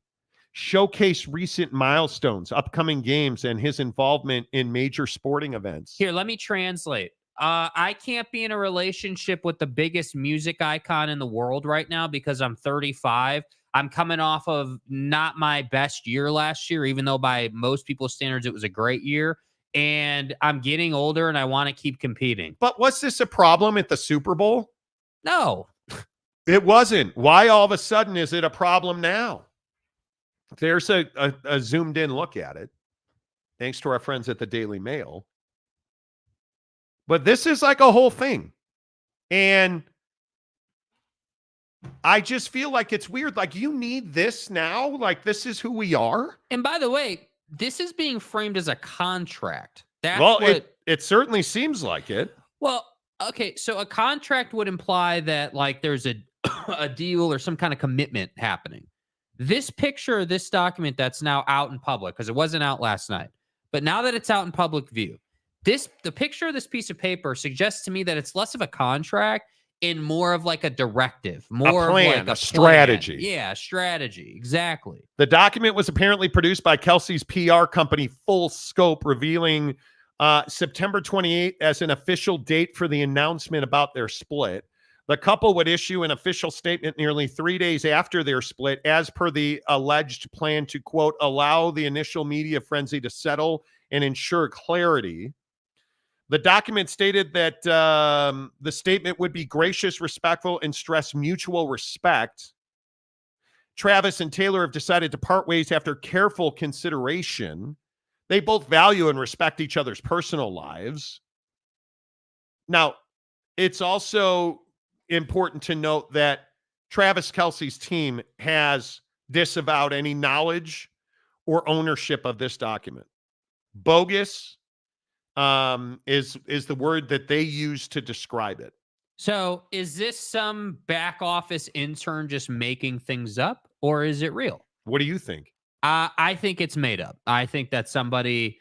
You don't think it's real? Yeah, I think that this is what happens when you're Taylor Swift and you're Travis Kelce.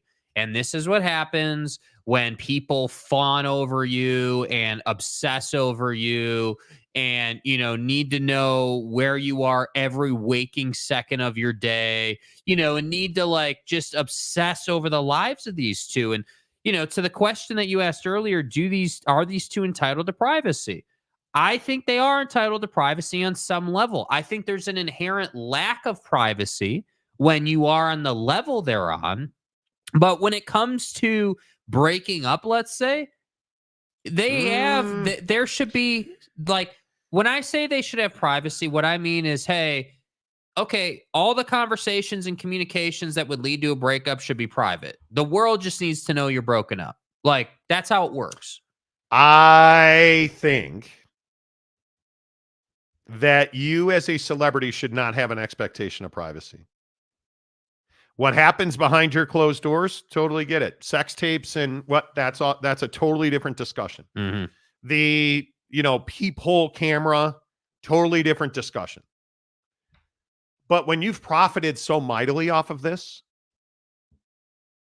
and you have made tens of millions of dollars off of this, yeah, the breakup itself, you don't deserve privacy, nor should you expect it. I think when you preyed on NFL and pop fans to grow both of your brands, because there is no doubt that the NFL made money on this. There is no doubt Travis Kelce made money on this, that his podcast was more popular because of this, that Brittany Mahomes had better outfits because of it. Mm-hmm. They all made money on this relationship. Well, did you see, and we can't play it on the show because it's copyrighted, but the NFL put this video out where they show Taylor Swift 5 times, but they never show Joe Burrow or, several other key faces in the NFL. Yeah. So the NFL is still pushing Taylor. The NFL is still, pushing this whole thing. Yeah. Well, Lopes fan Gabe makes a point. Failure to plan is a plan to fail. Yeah. Keith Carl, weren't there engagement rumors a week or two ago? Yes, there were. Yes, there were. John Dry, she usually dates beta males. Okay. You fucking donkey. He's not a beta, though. Dude. What you describe, there's nothing I would describe outside of his fashion, but there's nothing I would describe about Travis Kelce as a beta.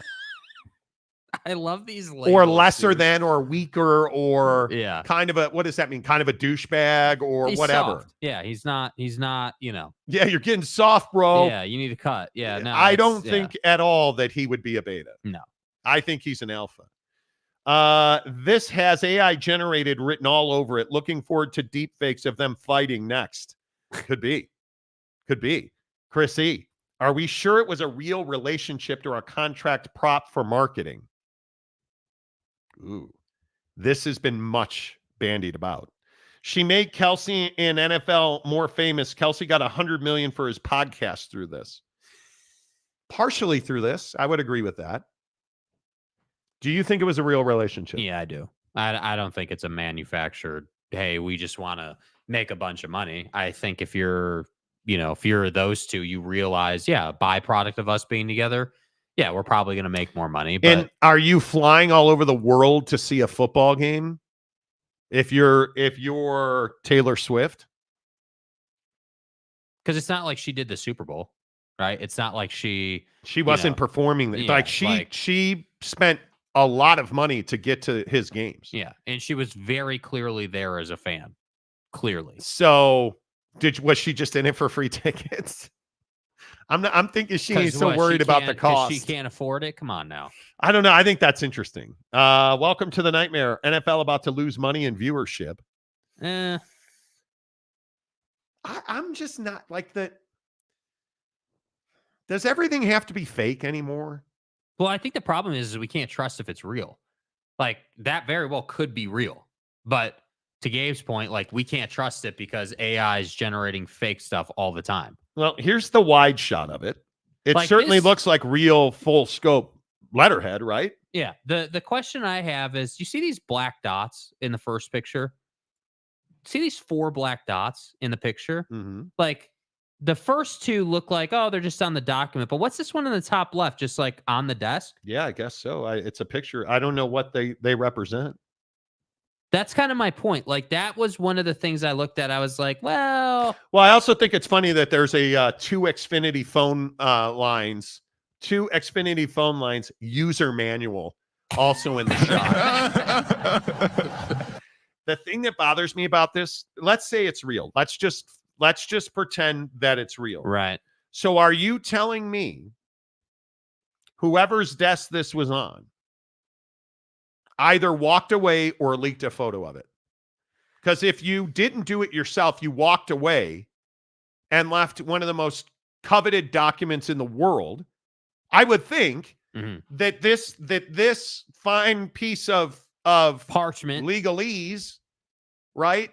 Are you telling me that this would be highly coveted by TMZ or anybody else? Yes. That's a moneymaker. So you don't know that as the person reviewing it or creating it, and you're just going to leave it for public consumption on a desk? Because this don't look like this looks like a cubicle desk to me. That's the first thing I thought is, why is this in somebody's cubicle? And if you're working at a cubicle, how'd you get access to this? I'm kind of with Lopes fan Gabe. This feels AI generated. Now, I don't know that this is real. Next to an Xfinity phone manual. Yeah. That doesn't feel right to me. And that's why I'm saying there's a lot of reasons to be skeptical of this. That's the problem. Yeah. And I don't. In 9 times out of 10, this stuff doesn't get put on paper. You don't put this stuff on paper. And you certainly don't. And who prints paper anymore? Yeah. Don't we just share this in the cloud somewhere? In internal email servers. Right. And then it gets hacked and leaked. It doesn't get leaked from a photo on a desk. Yeah. Right. Am I crazy about that? And I hear you, Eye Patch. Oh, God, here comes the conspiracy theories. Wear my tinfoil hat. You probably should. Every road game, Kelsey will hear the breakup song after each catch. Well, which one? How many breakup songs does she have? He is a master beta. Okay. See what he did there? He's Roger Goodell about to bust out his couples counseling. Daddy needs to get paid. Do you guys believe it's real? In the comments section, do you believe it's real? Do you believe? Yeah. I don't. I'm having trouble. I don't believe. Do it's you real. believe? Yeah, I don't believe. I could print a contract that says UW fan Jim is a 10% partner in the show. You could. Yeah, you more could. power to you, dude. Monty gonna miss his Blake Lively sightings. Ooh, Blake Lively. Hello. Chrissy, lawyers still use paper. You have to save physical copies. But this is a draft from a PR firm. Because I agree with you. I think the word contract is misused here by the media. Yeah.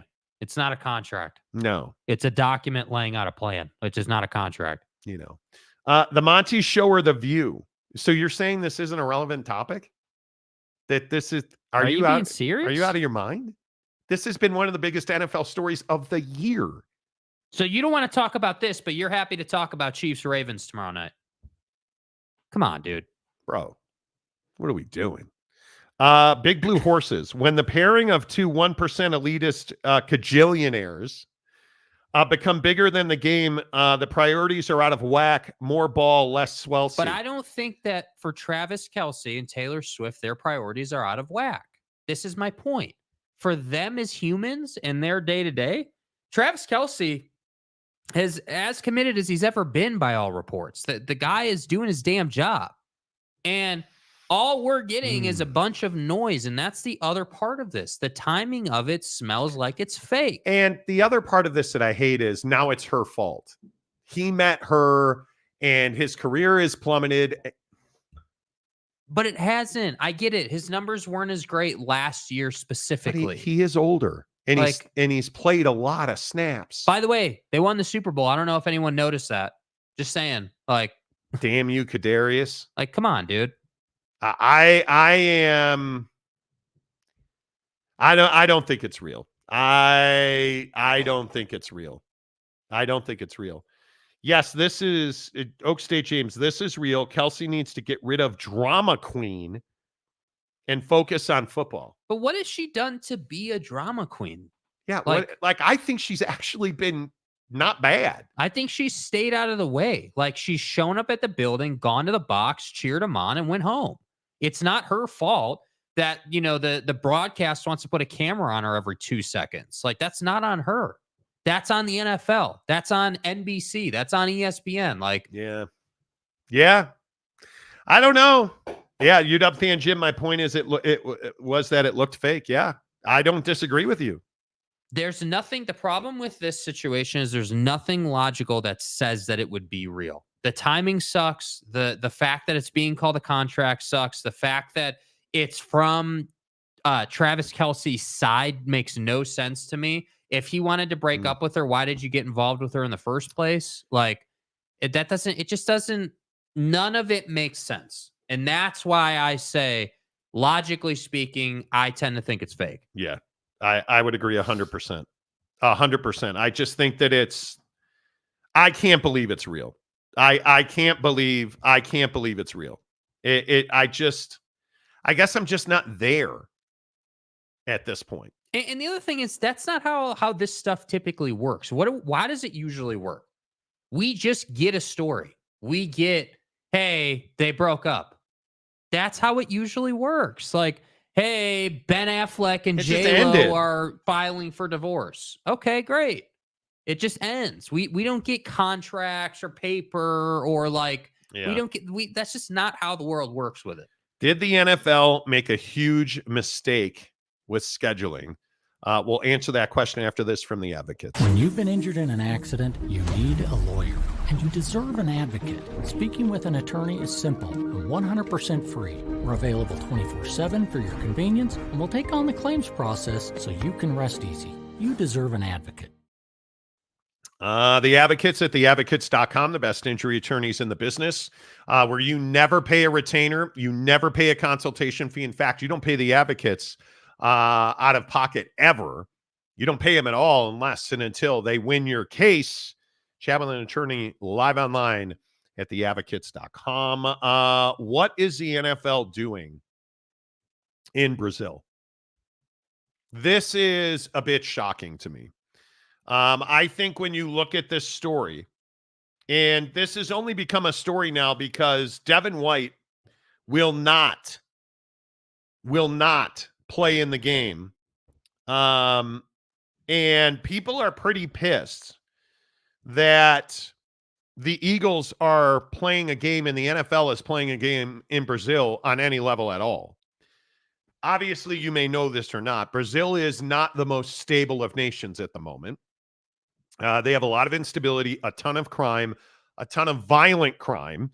And people are asking, why is the NFL playing in Brazil? Jake, do you think this is a bad idea? Yeah, I mean, I don't understand the win here for the NFL. I get the concept that the NFL is trying to expand its sport to be a more global game, which is why, you've gone to Europe so much. You've played at all these different, you played in Germany, you played in London, like you've played in these different, countries. And so I get that on its face, but the thing I don't understand is number one, it used to be, years past, hey, the conditions of the field in these international games were not good, right? Like, hey, like the field looks like trash. It's terrible. That's why we shouldn't play the game.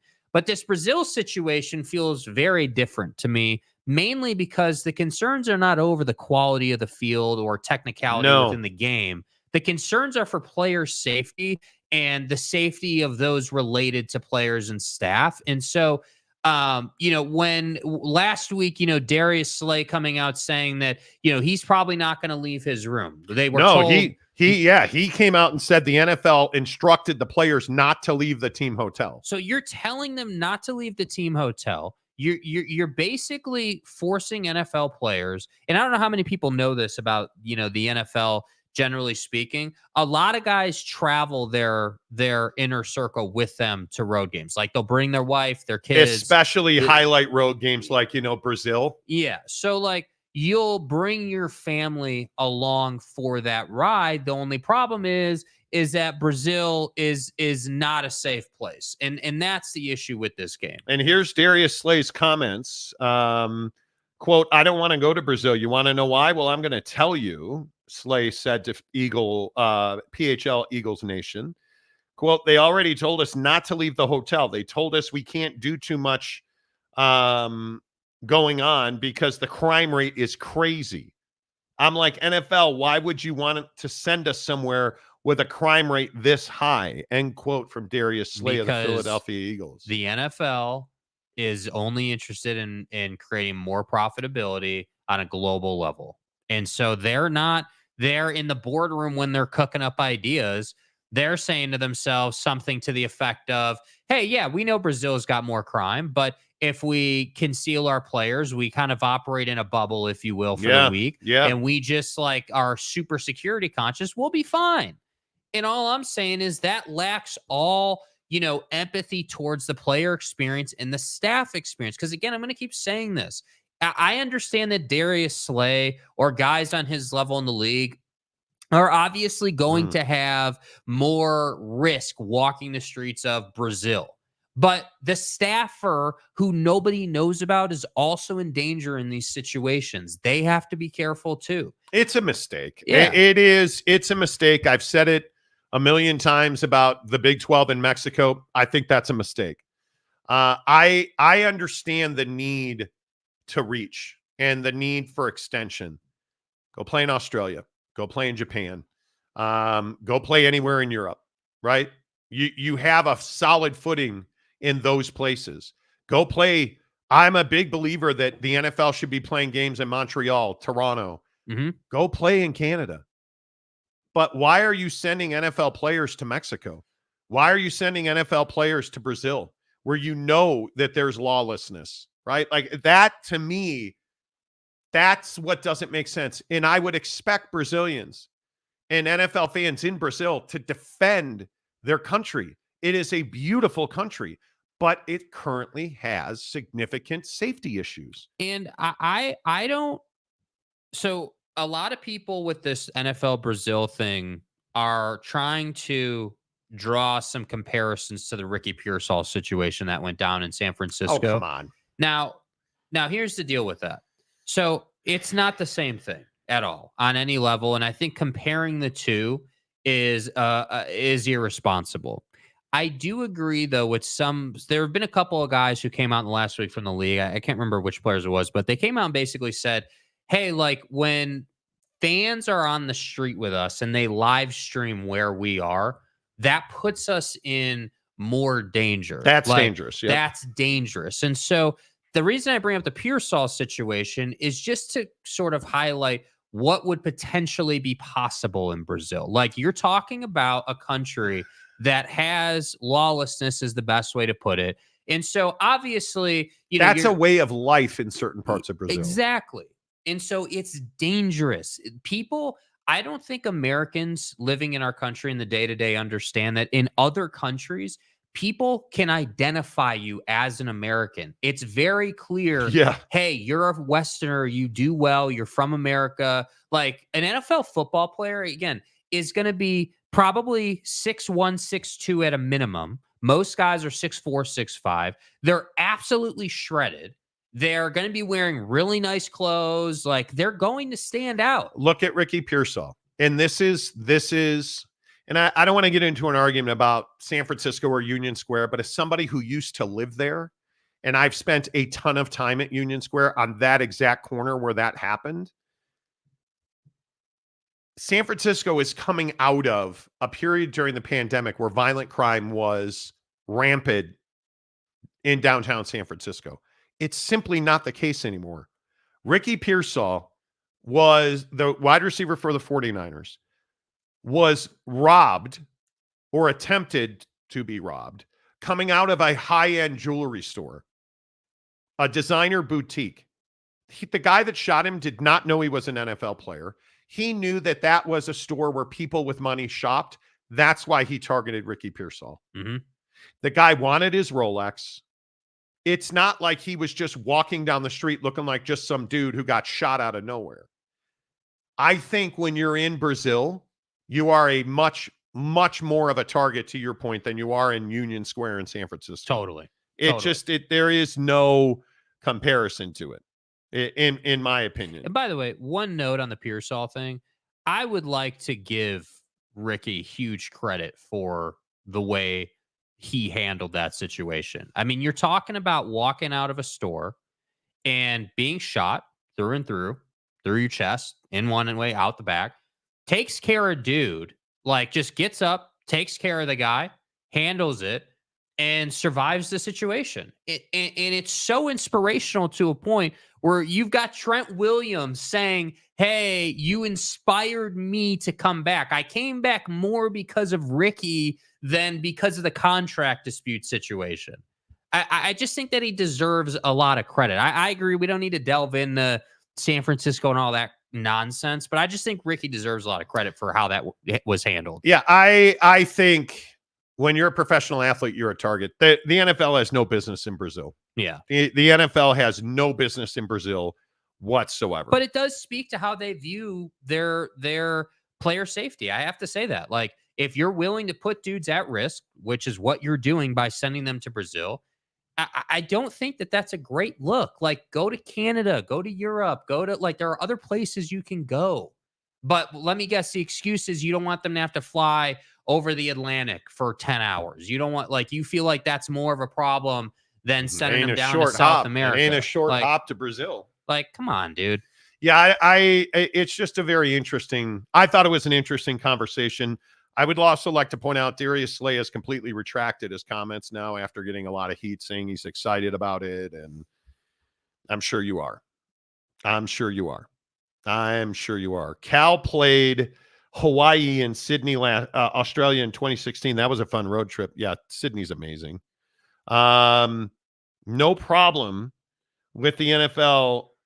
No, the problem the NFL had with Brazil is that the crime is like here in the U.S. While in Mexico, you have organized crime. You're probably safer if you're an athlete in Mexico than Brazil. Oh, there's no doubt.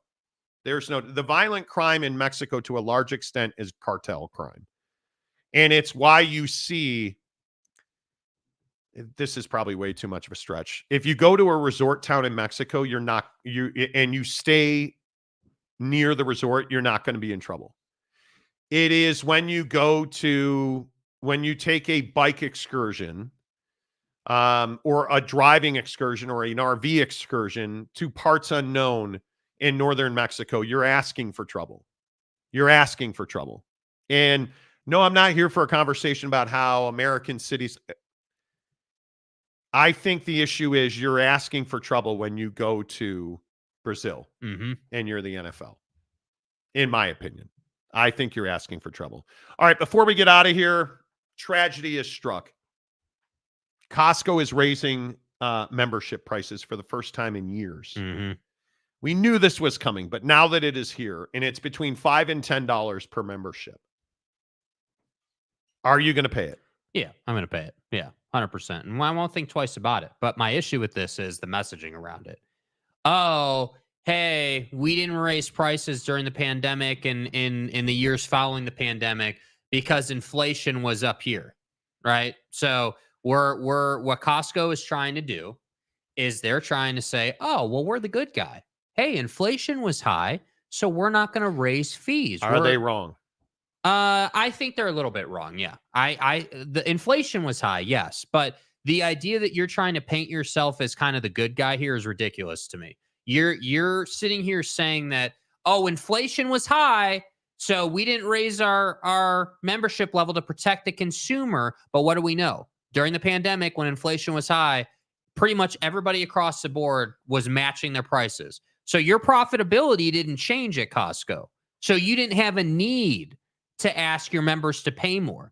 Now that inflation is down and you've had to drop prices, you want to keep that same profitability. So what are you going to do? You're going to raise membership prices. That's my problem. Well, and a lot of people are upset because Costco's net sales for the first half of the year. Are you guys, I hope, put your hands at 10 and 2 if you're in the car, and you should probably take a seat. $210 billion in net sales up to this point in 2024. Up 6.9% from last year at their 882 warehouses in the U.S., Puerto Rico, Canada, Japan, and other countries. Not Brazil. Not Brazil.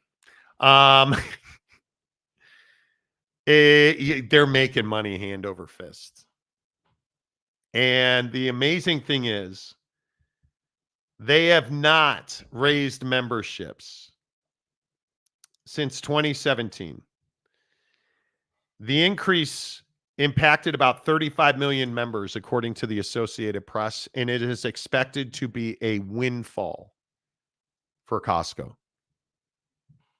Now, the inflation thing, this is what the concern with inflation is right now. We're seeing inflation come down. So what are companies going to do? They're going to start raising things like memberships.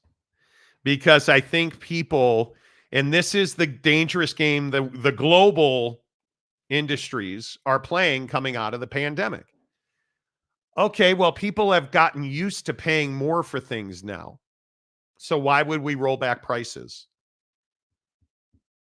And a lot of people are not rolling back prices. And Costco raising their membership, they were originally scheduled to do this in 2019. They waited because of the pandemic. So I don't think they're gouging necessarily, but it's a bad look when you're making hundreds of billions of dollars and then you're going to raise your membership price. It's just unnecessary. Well, from a business standpoint, I get it. You're always looking to push profitability, but it's unnecessary to continue to raise your prices, every 5 to 7 years. I just would rather them, you know what I want? I want companies to say, instead of trying to paint yourself as like the good guy and put yourself in like this positive, like, oh, we didn't raise prices, the pandemic hit, like we delayed, we sacrificed, even though you didn't sacrifice a damn thing. We sacrificed. Now that that's over with, we're going to raise prices for you. Like, I got news for Costco, and this is what I don't think they appreciate. We don't have to go to Costco. I don't have to shop at Costco. I think you do. I don't. I can get golf balls somewhere else. I can get my food somewhere else. And the problem is Costco is a luxury, not a necessity. I think I'm happy to pay it because I do think that $27 for 24 golf balls is a hell of a deal. I think the fact, for me, this is what I get at Costco. My vitamins are cheaper at Costco. I get more of them, like my CoQ10, my Qnol CoQ10. Far cheaper at Costco than it is on Amazon. I agree with that. Golf balls, far cheaper at Costco than they are anywhere else. And the ball is actually an elite golf ball. Far cheaper. The cost of eggs, far cheaper. The cost of produce. I buy raspberries, blueberries, occasionally strawberries, and occasionally lettuce. Blackberries, way cheaper. The problem is things like Impossible Nuggets, which I love, way cheaper, and I can get them in bulk Whereas I get the same bag with half the quantity at a Harmon's for double the price. I'm happy to pay it. And I think, like, there's a lot of people saying the same thing about Kroger. It's not gouging egg and milk prices because you can. Yeah, it's not what Kroger did. I disagree. It's not what Kroger did. But what it is it's, again, I'm with you. I'm happy to pay a $5 or $10 increase. I can afford that. That's not something I'm going to sweat. Like, it's fine. I'm not upset about the price. I'm upset about the premise that they are trying to push here. Yeah. That's what I don't like. And yes, it matters to me. I make decisions with shopping based on how the company behaves. Inflation goes up, so corporations raise prices. Inflation goes down, so corporations raise prices. Isn't capitalism just the best? This is my point. So, and Gabe, I completely disagree. All I want them to say is, hey, yeah, we're a business. We want our profitability to go up. Just say that, and at least then I can respect you for being honest. But you're not doing that. You're saying that you sacrificed and that, you somehow didn't raise prices during the pandemic when inflation went up. To their point, they didn't. Their egg, milk prices, their energy drink, Gatorade. I buy Gatorade in small bottles at Costco because it's cheaper. So, okay. They didn't raise their prices. So then let's go down that path. If you didn't raise your prices, but inflation was high, now that inflation is low, why would you raise your prices? Because they're not raising their prices, they're raising their membership. Which, as far as I'm concerned, is your prices. Yeah, I disagree with that. I think this is probably... And no, keeping your hot dog price the same for 20 years only goes so far. It's the contrast is the eggs and milk. Yes. I look at and I'm kind of a health neurotic idiot right now. So, like, buying eggs at the grocery store the other day, I chose not to buy them because of how expensive they are. And what did I say? I'll get them at Costco. And it's absolutely true. It's absolutely true. Giggity, go shop elsewhere. You'll be paying more than the minimal increase of membership dues. And please, yeah, go to Sam's Club. Well, and that's what they're counting on, right? Go ahead, go to Sam's Club. Yeah, that's what they're counting on. I'll stay at Costco and have more room. Now, the real argument we should be making is Costco gas. That's what Costco should be dying on. Hey, we're saving you a bunch of money on gas because they are 100%. And gas is a huge reason that I stay with Costco. Like, that's one of the biggest benefits. Now, I think that the value of Costco goes way up when you're talking about a family of 4, as opposed to just like, a childless couple. I think the value of Costco... Excuse me, childless cat people, please. Yes. Childless cat people who are stupid and don't know how to run the country. When you have kids, the value of Costco goes way up. So that's why I'm saying, I don't have an issue with you raising the membership fee on its face. I have an issue with how you're messaging it and the way you're going about it. I hate when companies do that. Bryce Martin's been a member of the show for 16 months. Bryce, appreciate you. He won't believe the Swelsey breakup until he sees it. David Ute fan's a new member of the show. Let's go, baby. Appreciate you, David Ute fan. Thanks for being here. Calford gifted 5 Monty Show memberships. Go. Appreciate you, Calford. Thank you very much for growing our small community here. Mike Phillips, a top Kroger executive, testified the grocery chain hiked milk and egg prices beyond the added cost of inflation. Yeah, we talked about that story. It's comparing not the Costco same thing to Kroger is a dumb comparison. It's not even close to the same thing. Yep. Roche, Costco gas alone is worth the membership, I would agree. John Dry picked up a membership. Thanks, Calford. Hit the like button. Yes, please hit the like button. Calford, sorry, I tried to gift more, but Monty raised the prices of his memberships. Inflation. Yeah, I mean, come on, dude. We held prices down. If you want us to read your comments, you're going to have to pay $5 a comment. Come on. John Dry laughed at that. K. Nurin, it's okay. It's a free market. Right. I didn't raise the prices. He was joking. He was kidding. I would never price gouge my customers and not tell them I'm price gouging them. I would never do that. No. What? No, we're Kroger. Our prices are the lowest in the market. And, the other thing that consumers got to remember is when it's windier out, the prices are going to go up. Okay. So just keep that in mind. All right. Thanks. Well, thank you. No, I'm not playing. No, I'm not playing. You guys, you guys want to distract, and I won't do it. I'm not here for it. NFL. We have an NFL game tomorrow. Yes, finally. NFL or college? I'm a little more here for college right now, but that's right. That game in Brazil is on the cock. It is only on Peacock. See, again, this is my point. I didn't even know that. Why are you playing a game in Brazil and putting it on the cock? Do you think that I'm going to watch Eagles Packers in Brazil on the cock because it's in Brazil? I forgot about that. No, I'm not. You know what I'm going to do Friday night? NFL and Raj, I'm going to watch BYU. I'm going to watch college football. By the way, Bears are still 4 points over the Titans. Yep. Should win that ball game. Sunday at 11. How are we feeling heading into week 1? Do you feel they should win that game? Yes. Yeah, me too. The defense is very good. I did take your boy on Prize Picks. 100%. The defense is very good. Yeah, we got to go over some lines because there are some Seattle 6 at home over Denver. And I think that's the biggest line of the week, which is wild to me. How are the Saints only 4 points over the Panthers? Which is crazy. Oh, no, 7.5. Bengals over the Patriots. Does Jamar play? Yes. He will play. My biggest question is Reddick with the Jets. Hassan Reddick. I don't understand what the Jets were doing trading for him.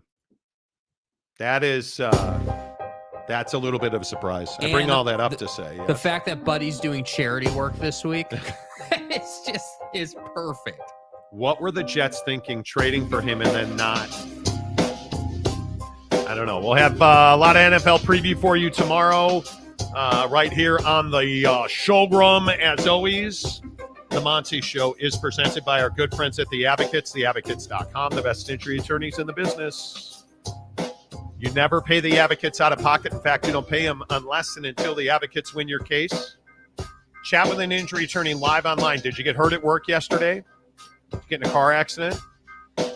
Did you get hit while you were riding your bike this holiday weekend? The Advocates are ready to serve you right now online, theadvocates.com.